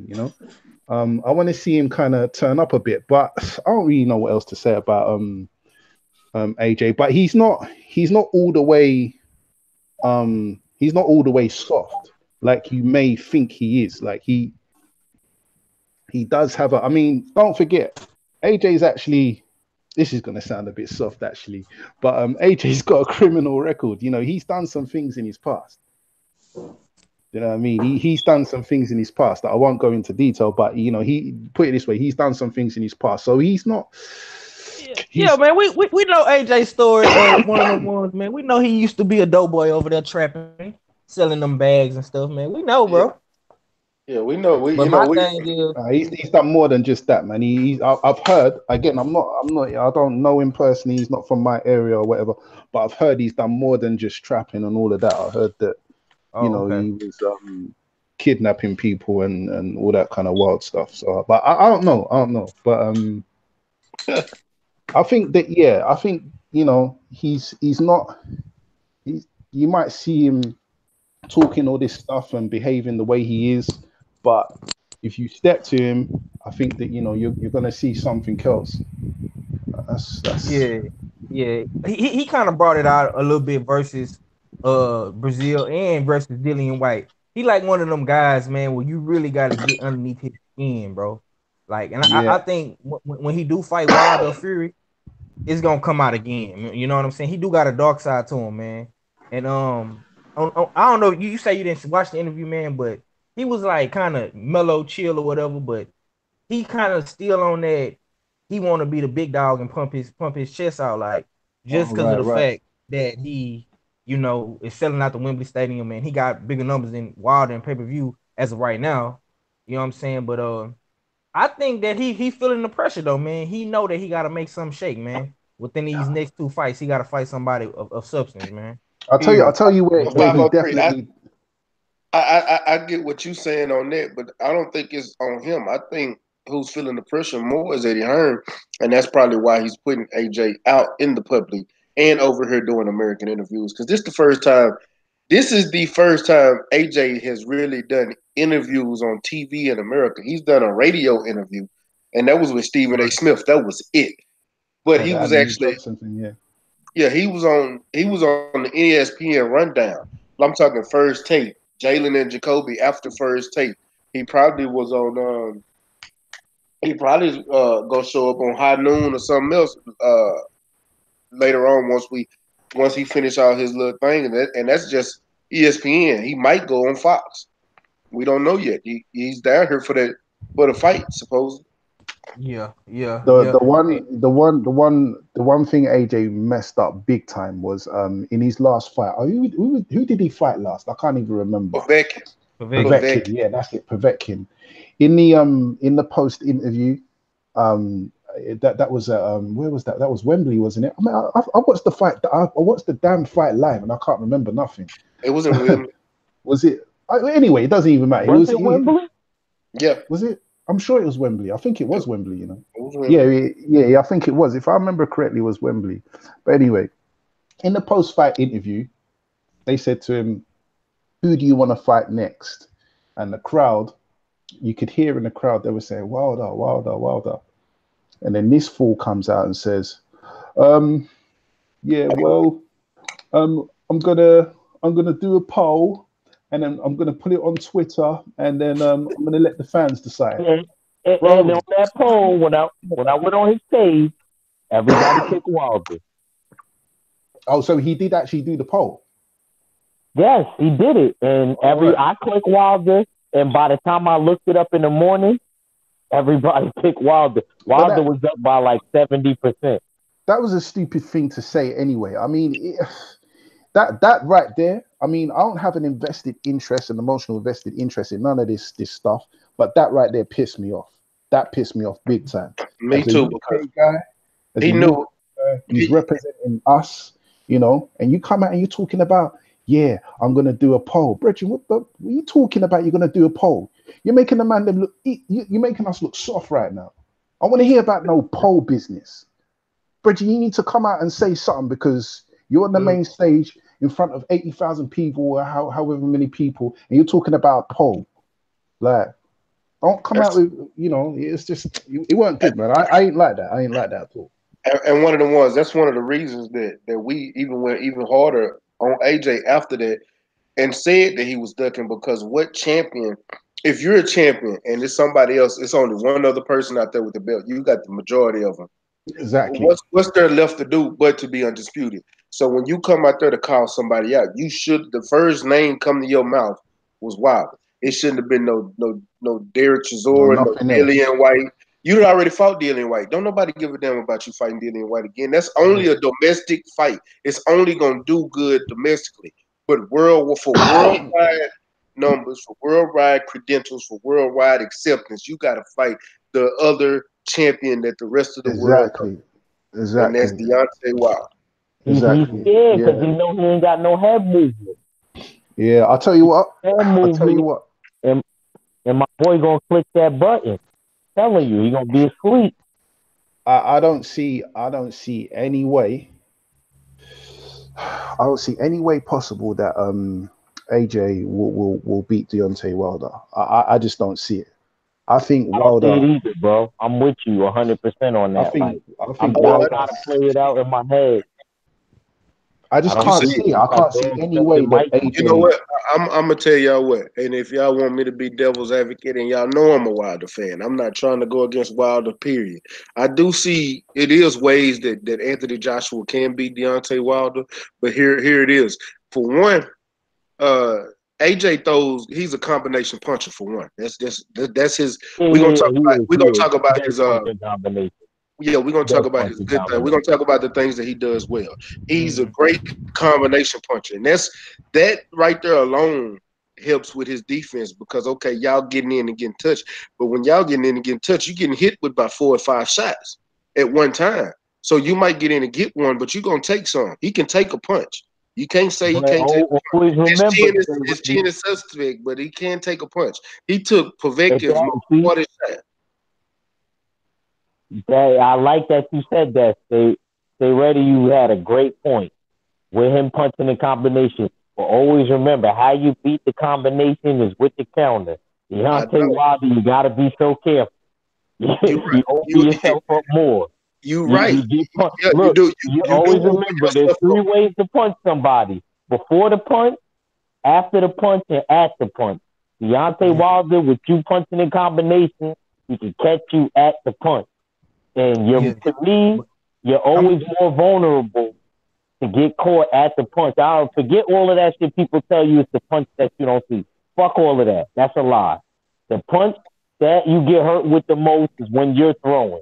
When you're throwing and somebody else catches you in between that shot, that shit hurts the most. I'm a fighter. I'll tell you that 100%. That goes for everybody in the chat, everybody on the panel. So, but I'm saying, you got to think about this too, though, bro. AJ is a world endurance champion, man. We didn't see him always catch. I'm gonna say this, dog, and I'm gonna play devil advocate right with Stay Ready. You got to think about this. AJ, when he get his second win, when he catches his second win, he is dangerous, dog. He did it versus White. He did it versus Klitschko. You know what I'm saying? Why He can did outwill you. You know what I'm saying? He can do that. And I think that if Wilder don't get him out of there early, you know what I'm saying, like 7th, 8th round type shit, it's gonna be a death fight to the end. Because he ain't got no seasoning though. I love y'all my Texas brothers. I like that y'all bringing excitement. I like what y'all doing actually. Keep doing that because let me doing that. Hold on real quick. I actually making him seem like he got a chance, and I like that because if he don't got no chance, hold on, 503. And hey, you a boxer. What has you been taught from the moment that you start boxing? Everybody that gets in that ring has what? A puncher's chance, right? You right. My uncle is the old fashioned, so he's the main one that'll tell you that. He's like anybody with 2 hands. I'm gonna give you an example. Have you ever watched Boom Boom Mancini fight? Yeah, I watched a couple fights. Okay, now just going into a fight when he was getting top fights, who was he just supposed to beat? He just had a mean ass right hand. That's all he had. Period. That's what they say about Chuck Liddell too. That's what they also said about Tank Ack. Your mic's a bit muffled. Yeah, a little bit. My Ack. Oh, it is. Just step back away from it just a little bit. Damn. You know what? I got my Bluetooth headphones on. All right, let me plug up my audio. Okay, but you know, everybody has a puncher's chance, bro. And one of the punches that AJ has that's a vicious ass punch is that fucking uppercut, man. Yeah, you know what? Stay ready. I'm 503, man. I respect what you said, and you guys are all Americans, and I'm the one and only UK cat here. So I just want to put this on the record now. I'm not a Wilder fan, and I don't support Wilder. Like, so I'm not trying to just like appease to you guys because you're Americans, and I'm the only one. Yeah. But with all that being said, with what you're saying, I respect that. What you're saying about AJ, but I just think that his limitations completely outweigh any benefits that he has, and the 2 biggest limitations for me is that AJ has 1, he has no head movement. 2, he's too heavy. That's what I mean. He's too heavy. You know, all those muscles and all of that is fatiguing. 3, his footwork. He doesn't have the footwork to stay away from that right hand. Well, see, that's where we get to saying that he's so robotic because he doesn't have the footwork. I nicknamed him Robot Chicken. Yeah, he's like the you know, we used to play Street Fighter and there was always that heavy, the big character that would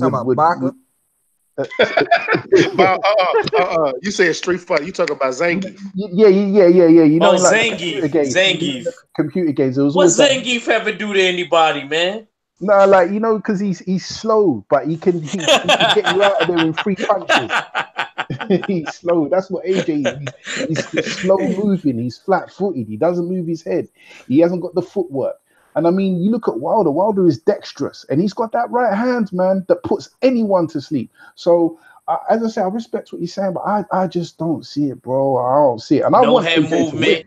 He's right. He's right there to get hit. He is literally right there to get hit. And I don't care what y'all try to play and try to sell the fight. I love y'all. Y'all Texas dude likes to sell the fights. You're all ready. But y'all already. We hey, bro. I know you're fighting. I respect everything that you represent, man. But we do it big down here, baby. I know that. Yo, 503. 503. I want to come out there. My girl don't want me to come out there. So I respect y'all out there. Yeah, and Ack stay ready. Ack stay ready. Ack stay ready. I respect y'all. I respect the whole Texas. Actually, my cab driver is he's from Texas. Is that how you living? You got a permanent cab driver that you call up to just take you anywhere like that? That's how my man's living, you know. I don't blame him. Not an Uber driver, my cab driver. He's an African dude. He's from Texas. He's from Texas, bro. And he's the one that told me about that wing spot out there that Stay Ready is telling me about. He said they got the best chicken that you will ever taste out there in Houston. He said you go to Houston. What are you talking about? He was talking he was talking about a chicken spot. I said the best. I said the Oh, only chicken spot. Sorry, chicken spot I could think of was Gus's. Just straight Yeah, chicken. Frenchies. Yeah, Frenchies and Gus's. But then he said wings, and I said the best place to get wings from in Houston is Onyx. Like, and I'm not even lying. You stupid boy. But hey, but 503 am I lying though? Tell me, it's people that literally go to Onyx just to get their wings and leave. Oh yeah, me and my girl used to hit up Onyx, man, late night, man, be out there waiting on the truck to open. But it's a couple of good. I'm gonna tell you something, dog. When you come to Texas, man, it's a variety of things you can do, bro. Like you will never go starving down here. Like it's good barbecue, good seafood. We got good Jamaican spots. Good man, hella good Mexican spots. If you like Mexican food, I mean, I'm just tell you, dog. Whenever you come down here, man, hopefully we can get Earl Spence versus Terence Crawford down here or something, man. I just want to see everybody come down here, man. Oh yeah, I even want to come out there for the Mikey fight. I want to come out there for the Mikey fight because that's my birthday month. That's my birthday month. You know what? I got family in New York and New Jersey. Yeah, so I've been. Oh, you do? What part of Jersey? What part of Jersey?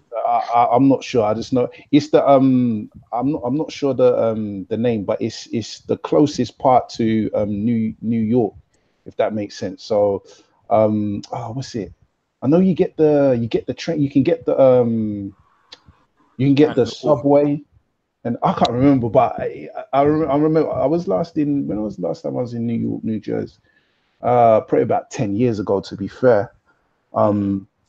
And I was staying in the Bronx. That's where my other uncle lives. He lives in the Bronx. Oh, in the Bronx. Yeah, and I've got a next uncle that lives in Harlem. Okay. And stuff. But what I was gonna say is, yeah, man, I'd definitely love to come out to Texas. The only thing I'm worried about with Texas is, boy, I just don't want to get scooped up by the police for no reason, talking about, yeah, you did this, did that, and then you got the death penalty and all of that, man. That's just all. I forgot. Hey, let me tell you, it ain't like that down here, bro. It ain't that bad. We got some bad laws and they crooked and shit like that, but it's not like that. You got to really be fucking up to get the death penalty. Like stay ready. They heard that good old saying: you come to Texas on vacation, you leave on probation. Yeah, that's for real.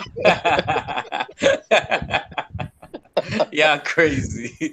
Look, I'm gonna tell you straight up. When you come, you want to know the best way to get around Texas out here. Once you get here, you better Uber. Don't drive. Just Uber. Yeah. Just Uber and take and chill, man. Just you already here. You know what you want. Just get to where you're going, and you good. Cause that's what I do anytime I travel. I don't even drive. I Uber everywhere I go. I drive when I'm in here in Houston. I drive when I'm in Dallas, and when I go see my people in East Texas. But other than that, when I'm in any other city, I Uber. When I go to Corpus, San Antonio, I Uber. Austin, Uber. I want to ask the homie X something, man. What's up? I seen on Instagram yesterday, matter of fact, about the homie B-Hop, man. I know you from New York, man. What you think about What you think about Lil B-Hop? I was actually supposed to be in one of his camps and all of that. My cousin actually got a little issue with him. So, you know what I mean? But he cool. You know what I mean? He cool. You know, just because he's from New York, I hope everything go all right with him. You know what I mean? I hope maybe even one day to even get a little match with him. You know, if he don't move up to 35 by the time I get him, because I be seeing him walking around. He look a little heavier than definitely than 130. So, you know what I mean? But do you think he can make some noise, like, you know, make it to that next level, like a Tank Davis, or you know what I'm saying, a Robert Easter? Like, he spars with a lot of them, and I heard he did all right against Tank. This is the rumors that I heard. You know what I mean? I heard that he actually gave Tank work, but I don't know how true it is. I don't really believe that. But, you know, I know I'm not hating on him. I'm not throwing mud on his name like we say out here in New York. I ain't throwing mud on son name at all. But I'm just saying I don't really believe him. I go for it. He's from New York, just like Teofimo. I think Teofimo really is the only one that I would really be worried, to be truthfully and honest with you. That's around near or around my weight class. Teofimo is the only one I'm really worried about because he on his shit. You know what I mean? So, But I think Lil B Hop, he got the potential if he stay on the right path to do the right thing. That actually was a good question, 503. That was a good question. And back, look, not back to. And I don't want you to think that we getting off the AJ and Wilder shit neither. Nah, I'm back on that. I'm back on that. Nah, 503 had me tight. No. Hey, let me say had me tight. Hey, let me say something. Real quick. Okay. I know you want to get back on this AJ thing. So let me say this. I'm not saying AJ isn't a robot, and because he don't have footwork. He's stiff as a board. He really is. I'm not saying that his head movement is non-existent. His defense, he only protects one side of his body. Like literally. He has his left arm up into the entire fight, protecting his he has his right up, protecting his right side. That's it. I don't know if that's his weak side and he's worried about getting caught there, but that's what he's protecting when he does have his guard up, is his right side. He doesn't have defense really, because he can get picked off from Wilder all day long. Because if you're only protecting your right side, then what you're gonna do when you're facing a right-handed fighter like Wilder that's gonna connect the left side of your body. But it's so much that I can count wrong, but sometimes you got to go off of what a fighter does good. He got a good jab. Though. He said a jab take you around the world, then what he say? Something to take you around the globe or some shit like that. Well, man, I'm gonna just say this, man, and I'm not trying to ruffle anybody's feathers on here, man. But sometimes, man, we get lost in the sauce with Wilder, dog. And like one thing that I have learned about Wilder, and I love him, is bomb squad to the death. You know what I'm saying? But what I learned about Wilder over these past couple of weeks, man, he gets caught in the moment, bro. And I'm hoping that with this, whenever he do fight AJ, he don't get caught in the moment, because AJ is one of them guys that you can't get caught in the moment with, man, because he is stronger than and more powerful than any other heavyweight he's faced. I know Luis Ortiz. I agree with you with that. And you can say whatever the fuck you want to say, Ack. He got hurt by Fury. In that 12th round when he dropped Fury. No, I agree with you. Fury hurt him in that 12th round, bro. He did. And Max gloves on. Of course you gonna hurt somebody. I'm gonna say this. He also got hurt by Ortiz in the 7th as well. Yup. I'm gonna say this too. He stood up to that. You can see the thing about Wilder. See, when Wilder fights, he fights to certain opponents certain ways. When he fought, I'll give you an example. When he fought Gerald Washington with his left hand most of that fight. And about the 5th round is when he actually hit him with the right hand, and that's when he dropped him the first time. And then in the 6th round, he took him out.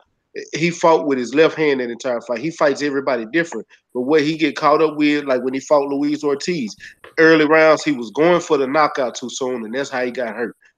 Fury, the entire fight, he was going for the knockout. When he was fighting Molina, he played around in that fight. You can't play in those type of fights. When he fought Molina, he was playing around in that fight. He got caught one time in that fight too when he fought Molina. He can't do that against Anthony Joshua, even though we know he don't have defense. Because what I was saying, we got to look at what Anthony Joshua does good. Anthony Joshua throws a mean-ass right hook, a mean-ass right uppercut. And he has a combination. He definitely does got that. He definitely does that uppercut. I say more so.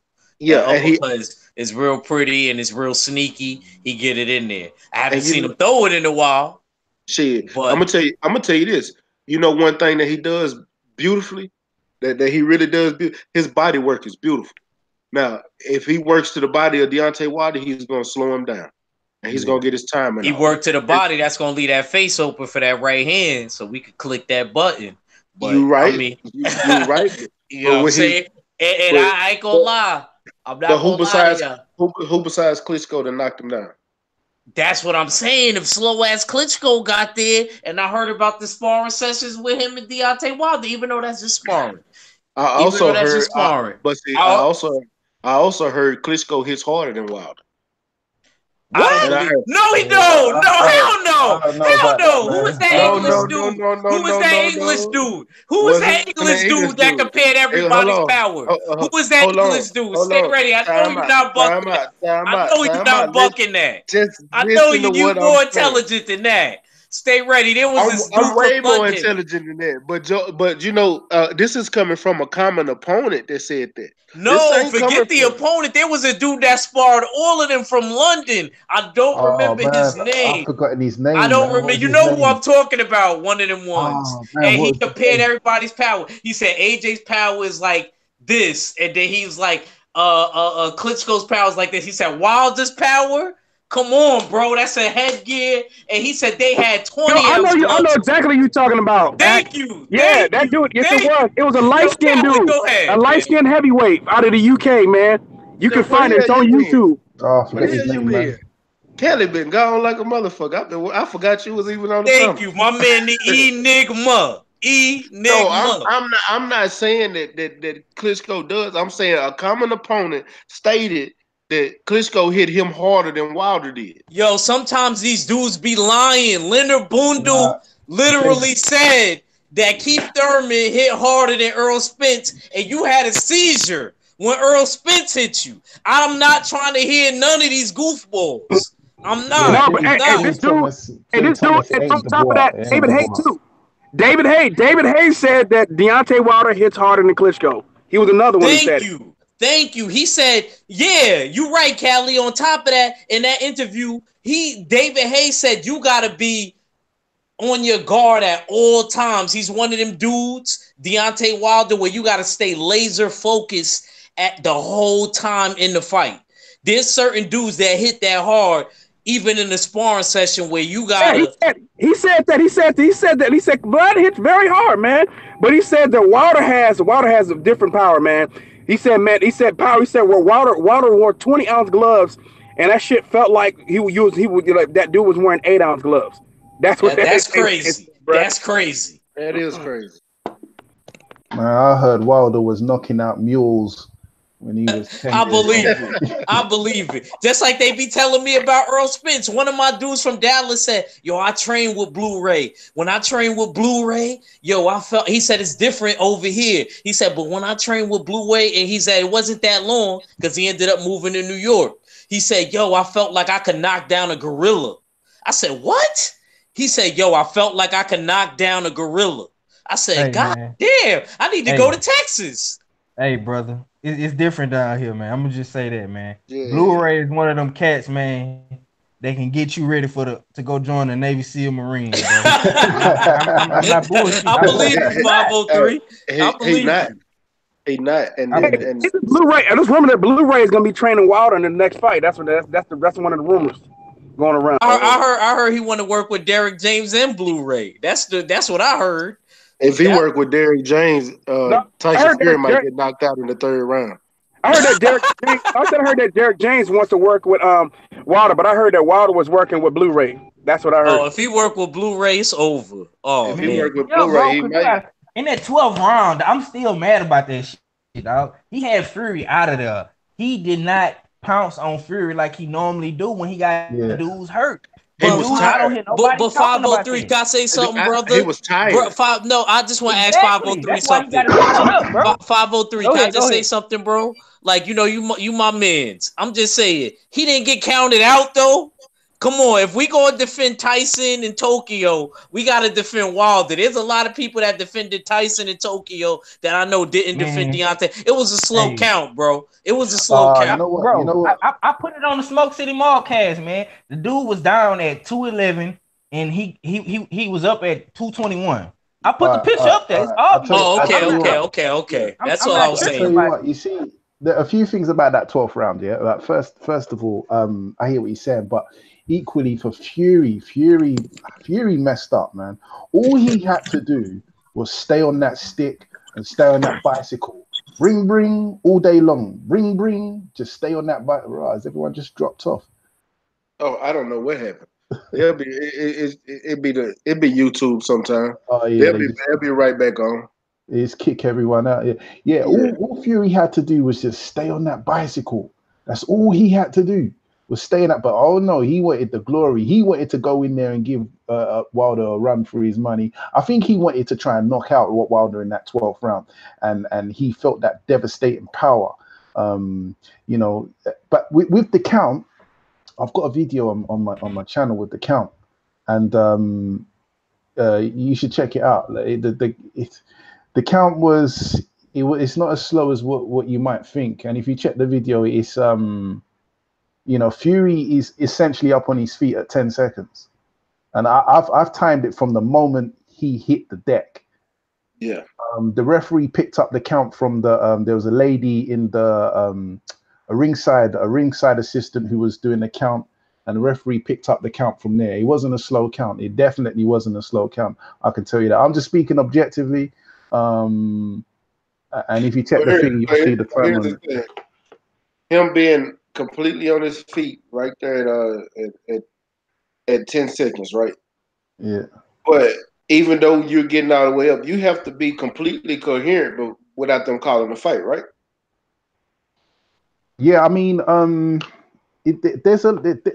thing about all of this is that there's a lot of things that's open to interpretation. Do you know what I mean? I mean, at the end of the day, it is what it is. Like what happened. Do you know what I mean? It could have gone any other way. Any other referee, would have taken a different decision. Any other referee wouldn't even given the count. So one of them ones. If you say that for that, right, bro? We got to say that for the Carlos Takam fight. That was not right. What happened in the Carlos Takam fight? Carlos Takam you really can't say that, dog, because you know how them dudes over there is in the UK act, man. You're right.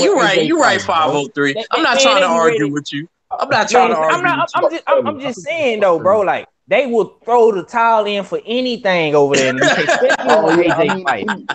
But he was game as a pebble.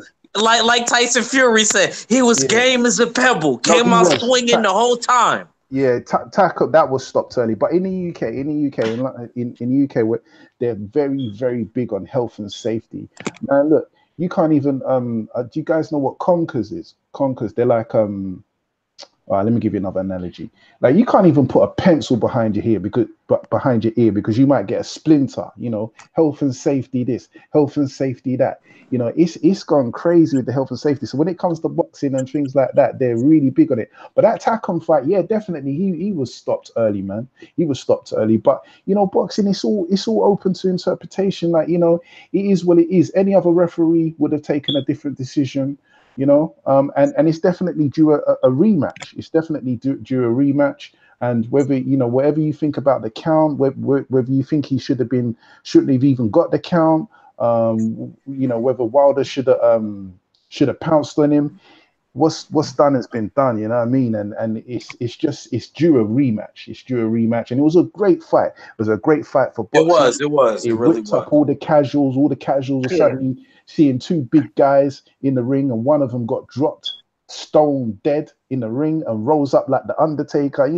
It was a great entertaining fight. And boy, yeah, man. I think something got taken out of Tyson Fury in that fight, man. Yeah.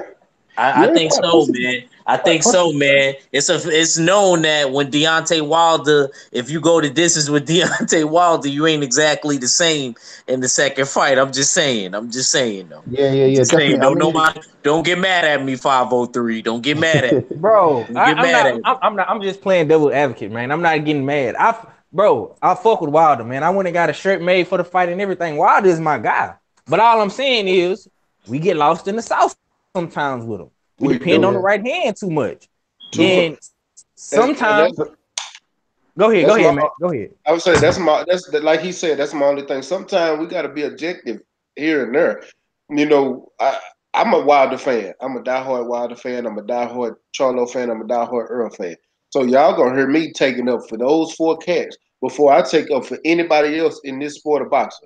Those four right there. I'm glad you said that. Stay ready. So are you going to have that energy if Mikey go the distance with Earl? I don't see it happening. I'm going to have it. I'm going to have that energy, bro. I'm going to have it. Hold on, man. Let me respect that 503. Let me get him, dog. I'm going to let you go. Because I am going to have that energy. But yeah, go. Go ahead. And I beg my bro 100%. If Earl don't knock this boy out by the 10th round, Earl Spence stocks drop. Yep. And let me tell you this. I think that's fair. I'm gonna tell you this right now. I think that's fair. I'm edging If Earl don't knock Mikey out by the 10th round, I'm going to roll with Bud in the fight. And I said that right here on Stay Ready TV. Wow. If he don't knock this dude out, I'm going with Bud. Yeah, no, we gotta keep that. We gotta keep that same energy because Bud Crawford's my number one. In fact, I'm in the middle of doing a video about Crawford. I ain't too happy about. I gotta go to your page now. One of them ones. I gotta go to one of them. I gotta go to your page, man. Yeah, it's not up yet, but I'm definitely gonna. This has inspired me to continue the work on Crawford. Crawford's my number one, and the one thing I'm definitely not happy about is the Benavidez fight. Everyone was shitting on Crawford as if he didn't school Benavidez the whole fight. Yo, bro, he did a beautiful job inside that pocket. Boxing. And he threw a lot of punches and didn't get tired. To me, it was excellent boxing. It was almost a masterclass. It took him a while to gauge the distance. But that's what it is, though. It might take you a little while just to gauge the distance. It is what it is. But when you watch the fight from start to finish, it was excellent boxing. Yeah. And then people were talking about, Benavidez only had one leg. Well, hold on a second. Benavidez was talking cash, was talking reckless, yeah? He wasn't talking about his leg then. After the fight, you want to start bringing up the fact that he's I agree with you on that. One of them ones. One of them ones here. I'm gonna say this before when they took the fight. I'm gonna tell you when they announced the fight, I literally said in a video that I don't like that fight because Benavidez only had one leg. Having that one tune-up fight that he had that really didn't go that long after coming back from being shot in the leg was not good for him to go up against Terrence Crawford. But I gave him props for even going 12 rounds on one leg. And the fact that he even hurt Terrence Crawford in the 4th and 5th round with those body shots. I gave Benavidez a lot of respect and props for that because I didn't think it shouldn't have went that long for the simple fact that he don't have the stamina like that and is not able to fight on that one leg like he should have been. If he was able to move the way he could have moved, it might have been an entirely different fight. But the way you could look in that fight and look how he was dragging that leg, he was mostly stationary for the majority of that fight.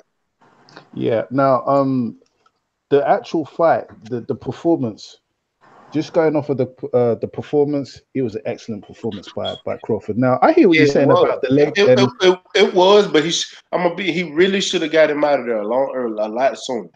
Yeah, do you know what? I disagree with that on the basis that if this was Errol Spence or let's just say like Tank Davis, then I would say, yeah, he should have got him out of there within 3 rounds because these guys specialize in, stopping guys. But Crawford is a complete fighter. You know, his whole plan wasn't necessarily to get him out of there, ASAP. It took him a while to gauge the distance, and at the end of the day, I agree with one of them ones on that. Though he isn't really like a Earl. Like Earl, I do expect Earl a little bit more devastation and destroying from Earl. You know what I mean? Than anybody going the distance, because like Earl said in that little thing that he had after Showtime, I forgot whose fight it was. Earl said, "I got a tape of Benavidez, me and Benavidez sparring." He said that was punishing. But Crawford did take the approach. Earl said he was punishing him. if he did take the approach of trying to get Benavidez out of there early because he's got one leg and all of this and that, he could have got countered, and Crawford could have got laid out. So I think that Crawford took the right approach to the fight. He did an excellent job. And he took his time. He wasn't concentrating on getting Benavidez out of there early. He was fighting his fight, and he got the job done beautifully. And I hear what you're saying about all of that, but Crawford's the complete fighter. He can box on the back foot. He can box on the inside. He's got the will. I don't know. I feel it in my spirit. Real recognizes real, and I know Crawford is about that life. He's just one of those guys that. He's just one of those guys that he's up for it. He's up for it, And I just think it was a great performance. I think it was a great performance despite the whole leg thing. Now, Benavidez, all right, if he wants to wait till his leg gets better, or if he wants to put pins in his leg, he can do whatever he wants. Crawford's there. Crawford's there. Anytime you're ready, Crawford's ready. Anytime you're ready, anytime you're there, Crawford's ready. Crawford is the one-man black murderer's role right now. He's not the only one on Black Murderers, bro. The Charlos. Yeah, Charlos. I was gonna put Rigo in there, but I Earl just hope Spence. Yeah, but Spence. I mean, Spence don't want to fight Crawford though. No, you can't say that. You can't say that. Yeah, that's why I got to disagree. That's why I got to disagree. Hold on, Ack. Let me say it.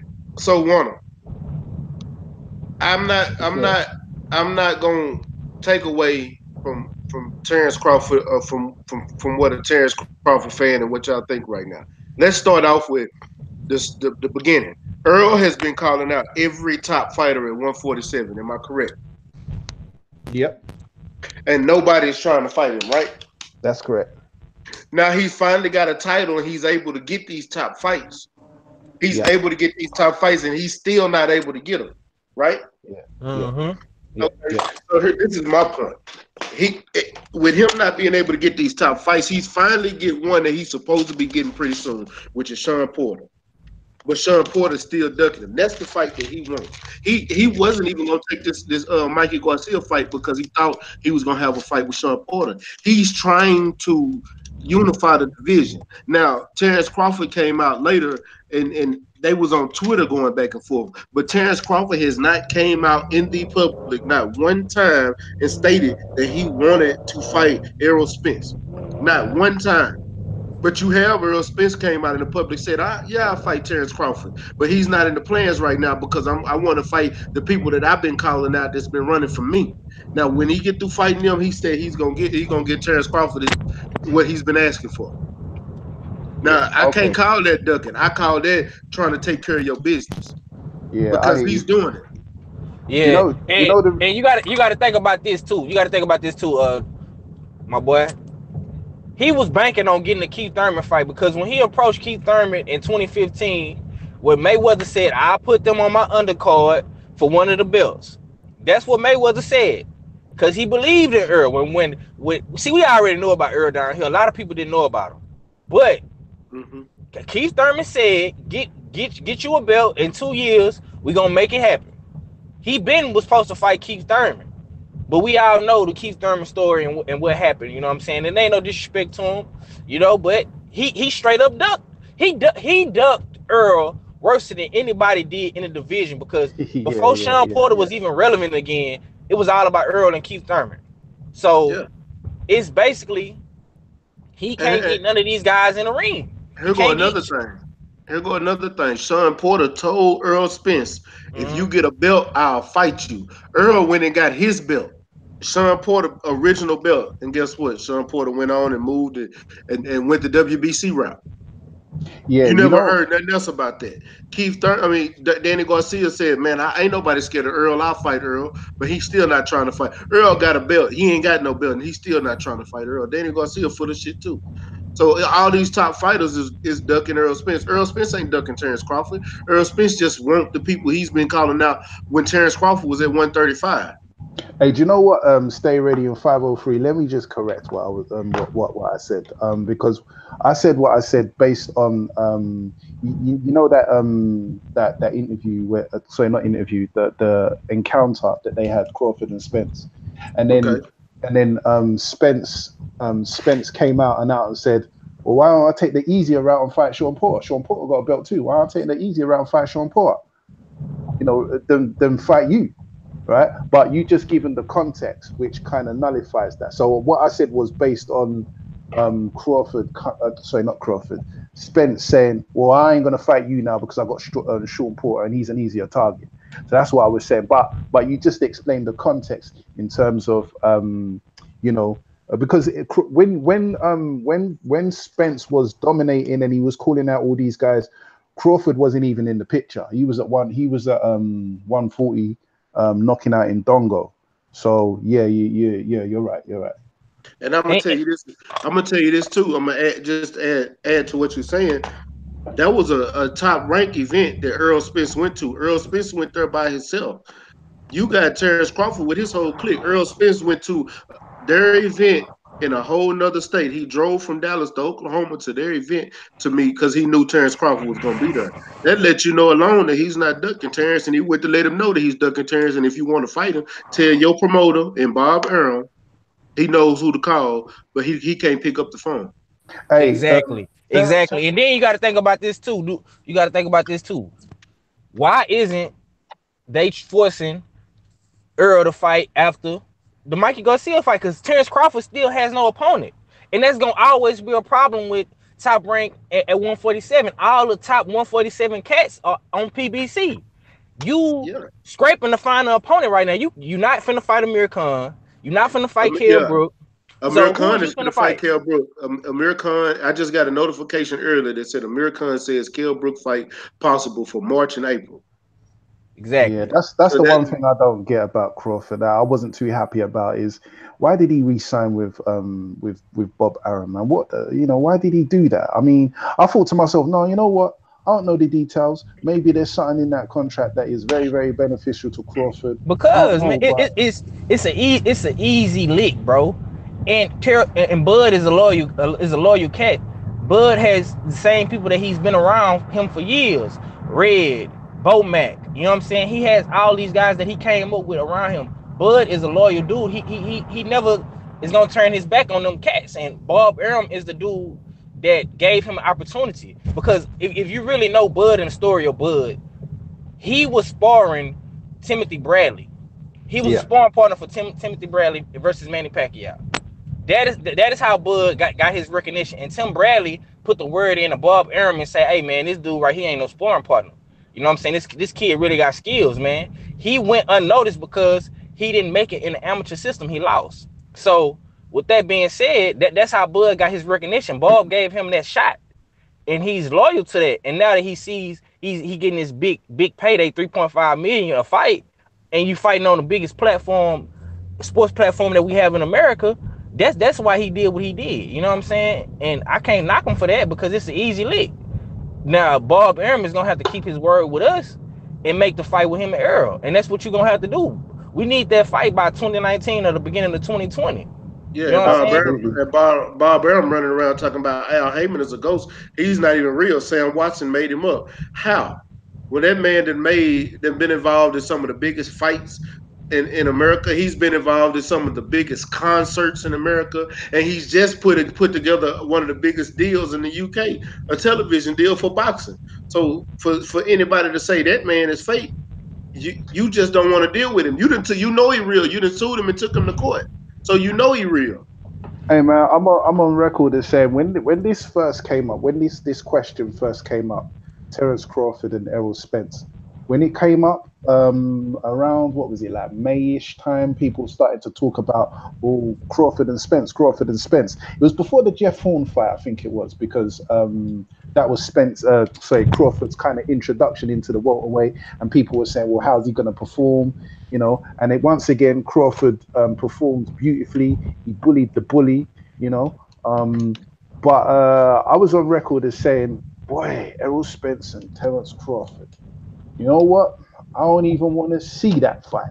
No, correction. I do want to see that fight, but I want to see that fight behind closed doors. I don't want that fight to be public. I'm selfish. You know what I'm saying? So Crawford and Spence to me are my two top guys. And the reason why I like them both is because they're somewhat similar in attitude in terms of them being humble. Well, relatively humble, should we say. You know, they're quiet guys, and they're both about that life in terms of they want to fight the best.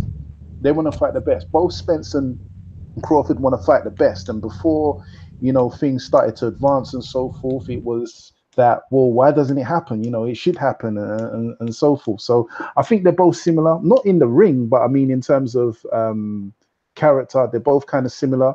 And I would definitely like to see the fight, but with all that being said, I think it will be a big fight, but I don't know about the numbers. I don't think that it's going to do. I don't know what type of numbers that fight would do in terms of pay-per-view and tickets and so forth.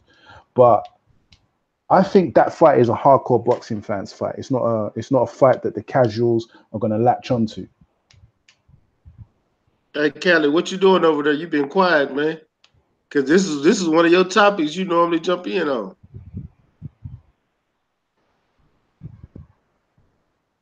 Cali quiet as hell. Cali busy at Yeah, he's work. on mute. He's on work. He's on mute. Yeah. Yeah. So, Ack, what you thinking over there? Cause you quiet too. Ack's on mute as well. No. Yeah. I mean, no. I was listening to what y'all was saying. Like, I can't. Like, I agree with y'all with the Earl thing. When they met up, you know, I'm a real dude too, and a fighter. So I seen that Earl was he looked like Earl to me personally. He looked like he wanted more smoke than Bud did. I'm just being real. Like Earl had the hoodie over his head. like I pay attention to stuff, like little details and stuff like that. Like I pay attention to.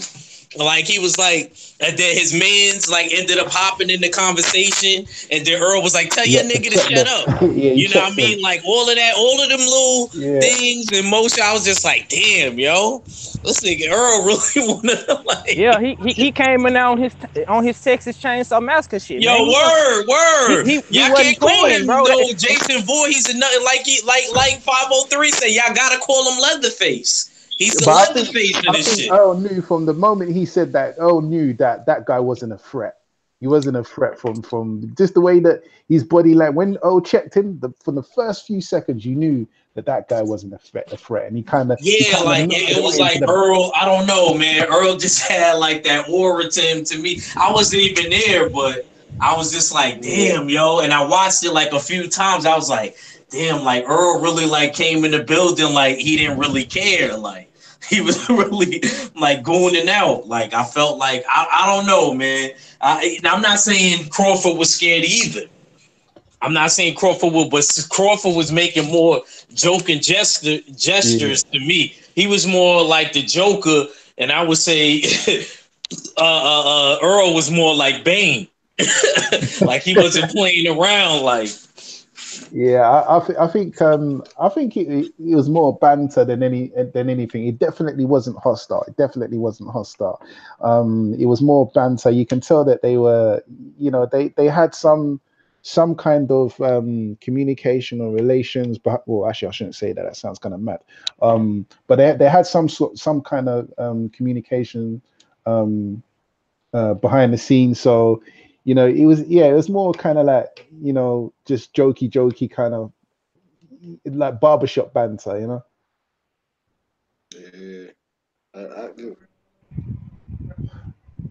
Yeah, what's up, Tone Bangers? Oh shit.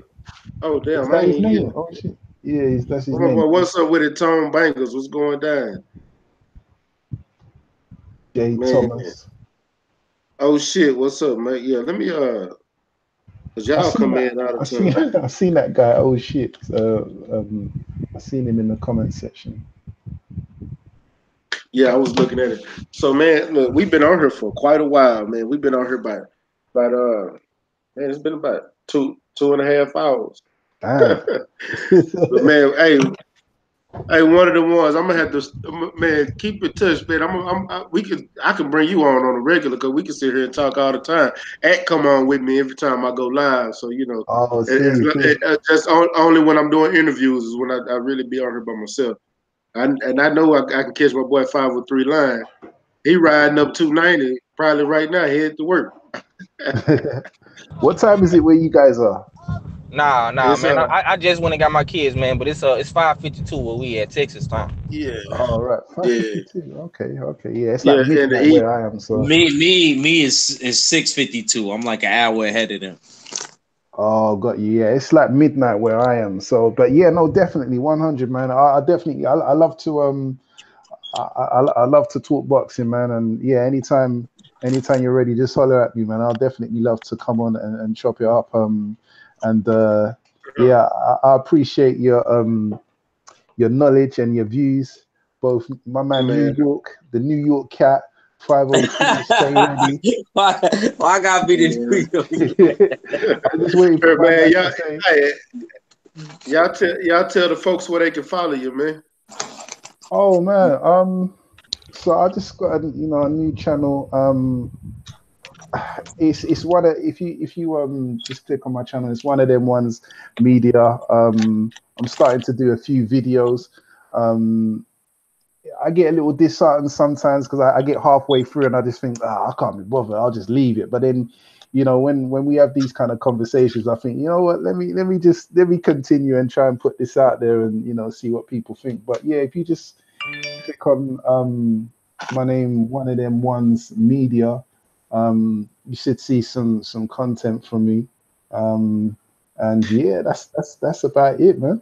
Man, I tell you right now, before I think you should just whatever you got, just go with it, and just that's how you get better. Just putting out. Because my first video when I first made my page was Dominic Brazil calling out Deontay Wilder. He steady ringing his name out, but that was my first video, and I don't think it was worth a damn, but it was like my first start, me giving my opinion and just going at it with my boxing knowledge, and then I just started breaking down fights the way that I see it, the way that I've been watching boxing since I was a kid. It just started breaking it down, and I'm just getting better as I go because I'm learning from guys like 503 Line who's been on here, and boxers like Ack-Reacher and people like World Breaker who's been involved a little longer. They let me notice things that I didn't even notice, and even though I'm good at analyzing the fight, they let me see things that I didn't notice. And now when I'm watching fights, I look for certain things as well now. So it's just drop it and see what kind of response you get, because you never know unless you drop the video. Yeah, I think it was more, to be honest with you, it was more just to do the video, just to kind of express myself and put it out there. If people jump on it, they jump on it. If they don't, then I'm not going to be heartbroken about it,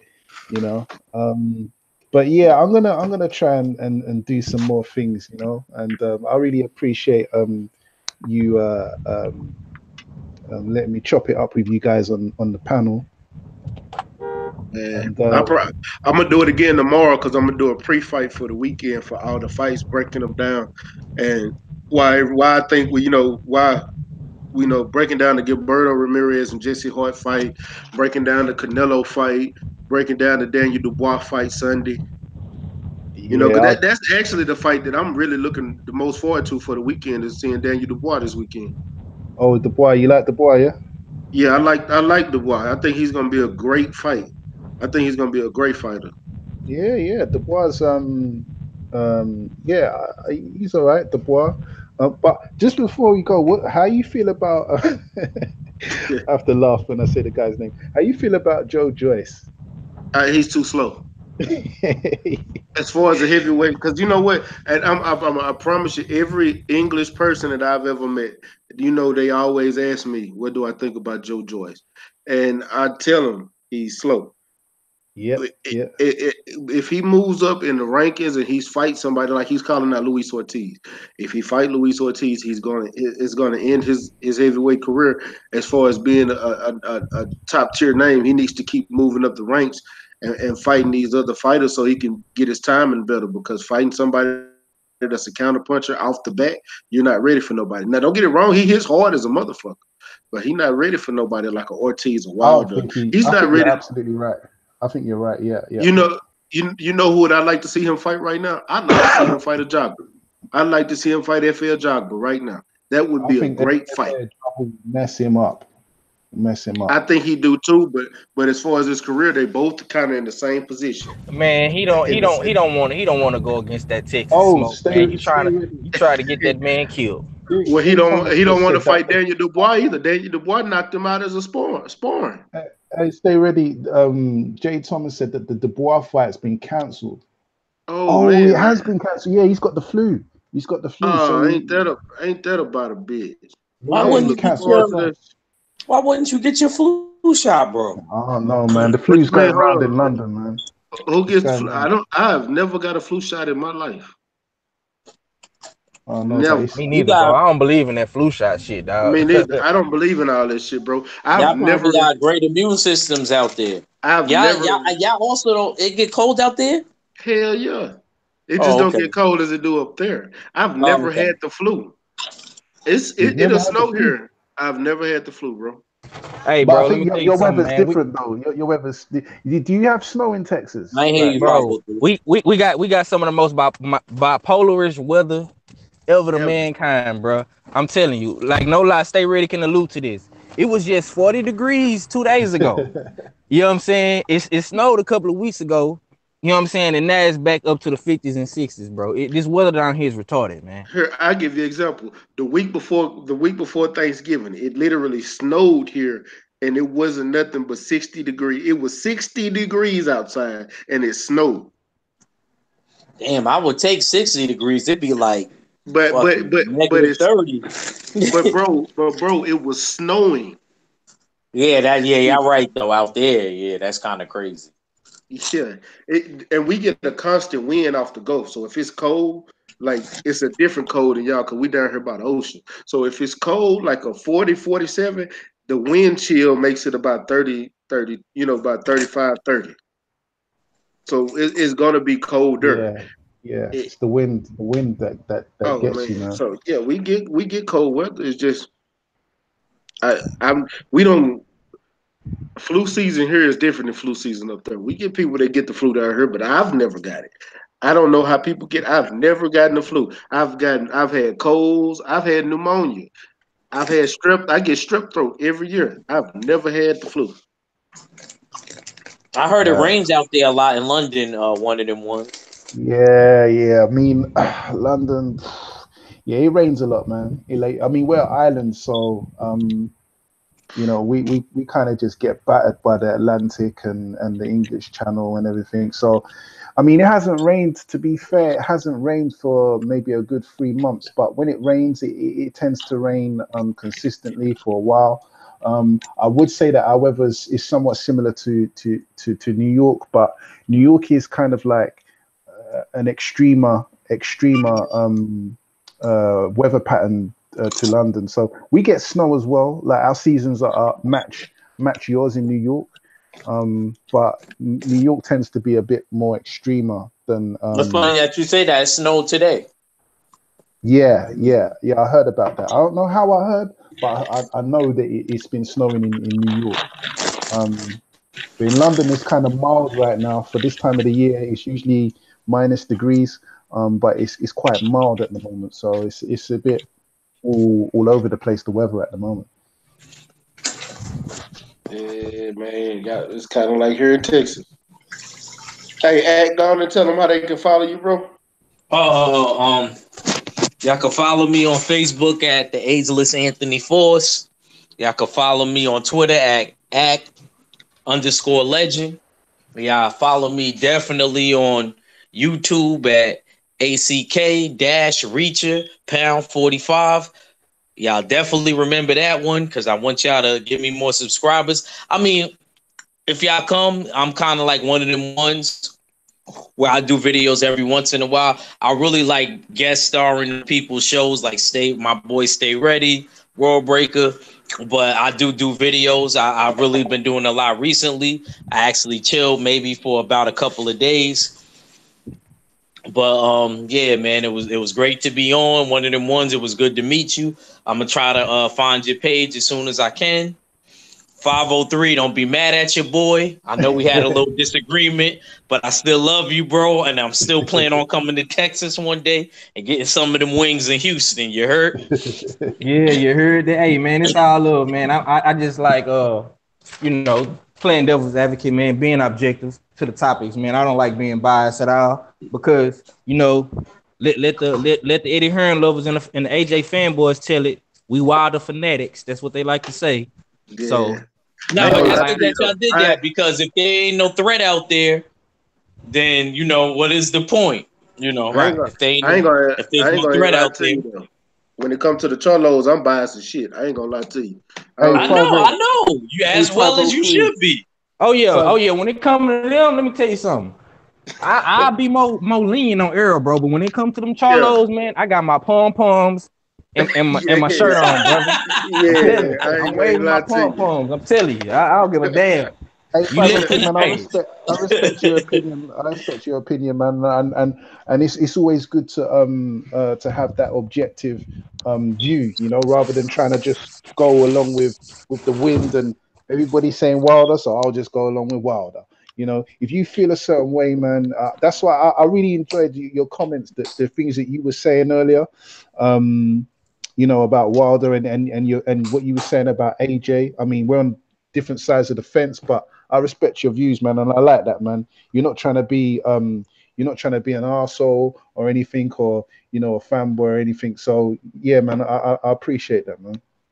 Oh yeah, man. Hey, man, I hope my boy Stay Ready keep doing this, man. I want to see my boy hit that 1,000 wall, man. I'm trying to hit that 1,000 wall too on here. You know what I'm saying? We got to stay more active, man.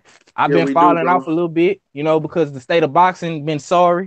But as of right now, man, it's turning up, man. So I want to see more content from everybody on the panel, man. I want to see. I'm gonna do this again tomorrow. Let's call the time. Let's say about 2:30, 3 o'clock. I Mac, don't say it. Something else come up. I know how you do. So one of the ones. That's 3 hours earlier than it is right now. So you say it's midnight there. So let's say 9 o'clock your time, 3 o'clock our time. That's cool with me, man. I'll be here, man. I'll be here to chop it up, man. Yeah, that'll be 4 o'clock your time, man. Tomorrow, so that's straight. That's straight. I'm straight. Man, we're gonna do it again tomorrow because I'm cool. I'm free right now. So and I'm serious. We can do this. I ain't tripping. It's real easy. We can just get some boxing talk out the way. It's shit. Hey, 503. Yeah, tell them how they can follow you, man. Tell them how they can follow you. Shit, follow me right here on YouTube, man. That 503 line, man. Straight out of Houston, Texas, man. And follow me on the Smoke City Mallcast Instagram, man. For those don't know, man, I run that account. You know what I'm saying? That's me over there putting in all that work. And follow me on Twitter too, man. I like to see dudes tweeting at 503 line, man. I didn't know that was you running there. So you on Twitter? You on Twitter 503? I gotta find you. Here, what's your Twitter 503? Yes, 503 line. Okay. I'm following you right now on Twitter. I'm gonna hit you up after the show too. All right, cool. Man, yeah, I just found you. It say nope. Yeah, that's me. Okay. Hey, yeah, big up Tommy Gunn. You're gonna have to come in tomorrow, man. We're about to close out, but yeah, Tommy Gunn. He's talking about Wilder and Fury fighting in April. We'll touch on that tomorrow. We're gonna touch on it tomorrow, Tommy Gunn. Now we'll be back. Hey, y'all, everybody in the chat, come back tomorrow about 3 o'clock Central Time Zone. All right, so that's gonna be 3 o'clock p.m. That's gonna be 4 o'clock Eastern for me. Yeah, and 3 o'clock. That's gonna be about 9. That's gonna be about 9 p.m. GMT, where the time zone is set. And if you're from the UK, it's 9 o'clock 9 p.m. GMT. Yeah. Black Fight Fan, now you come on. Oh man, where my kinfolk at? My kinfolk to come on right man, when you Black get up Fight off there. Fan. Oh man, all the content we were saying and that he come on. Now he comes right? Oh, man. Hey, you come on now, kinfolk. Hey, that's my kinfolk right there. We'll be on tomorrow, bro. 3 o'clock our time, fam. Matter of fact, Black Fight Fan, I'm gonna send you a link, bro, to get you on this motherfucker. Oh man, you put him on here, people gonna be all type of hoes. That's cool. You know how Black Fight Fan do. Hey, man. You know how Black Fight Fan do. Y'all be sure to check out that Trio Boxing Talk too, man. If y'all ain't heard, man. Make sure y'all check out that. Make sure y'all check out Junior the Truth and Punch Junkie, his morning show. Oh yeah, JTT, yeah, man. Big up Junior the Truth, man. He's always spitting that. Junior, after that, I'm making my business to watch that. My girl think I'm in the cult. She think I'm in a fraternity now, man. I can't mess with y'all, man. Yeah, make sure y'all make sure y'all check out that Trio Boxing Talk, 9 o'clock every Monday through Friday after Junior the Truth, and then following that is For None or Done, and then following For None is World Breaker, and then I guess tomorrow after World Breaker is gonna be Stay Ready Boxing Conversation. So. You know what I'm saying? So we're gonna have this whole lineup in a minute. It's gonna be a live ass lineup. Black Fight Fan said already. Y'all subscribe to that hoe. He said already. He said subscribe to that. On that note, we gotta be out. Oh, that came out wrong. Yeah, it did come out right. You ain't lying though. You ain't lying. Make sure y'all go subscribe to all the brothers on the panel today, and make sure y'all go subscribe to all the guys in the LDBC if you ever subscribe, man. I appreciate everybody that joined the chat today. I appreciate the whole panel, man. Shout out to everybody. Shout out to the LDBC. Shout out to New Media. Shout out to Black Media Road. You see, we working, man. It's grind mode. And y'all know what it is. If you haven't already, smash the subscribe button, hit the like button, and hit that bell icon so you can stay updated to my new content and media, man. It's Mac with StayReadyBoxingTV. You ain't got to get ready if you stay ready. One. Peace. Peace.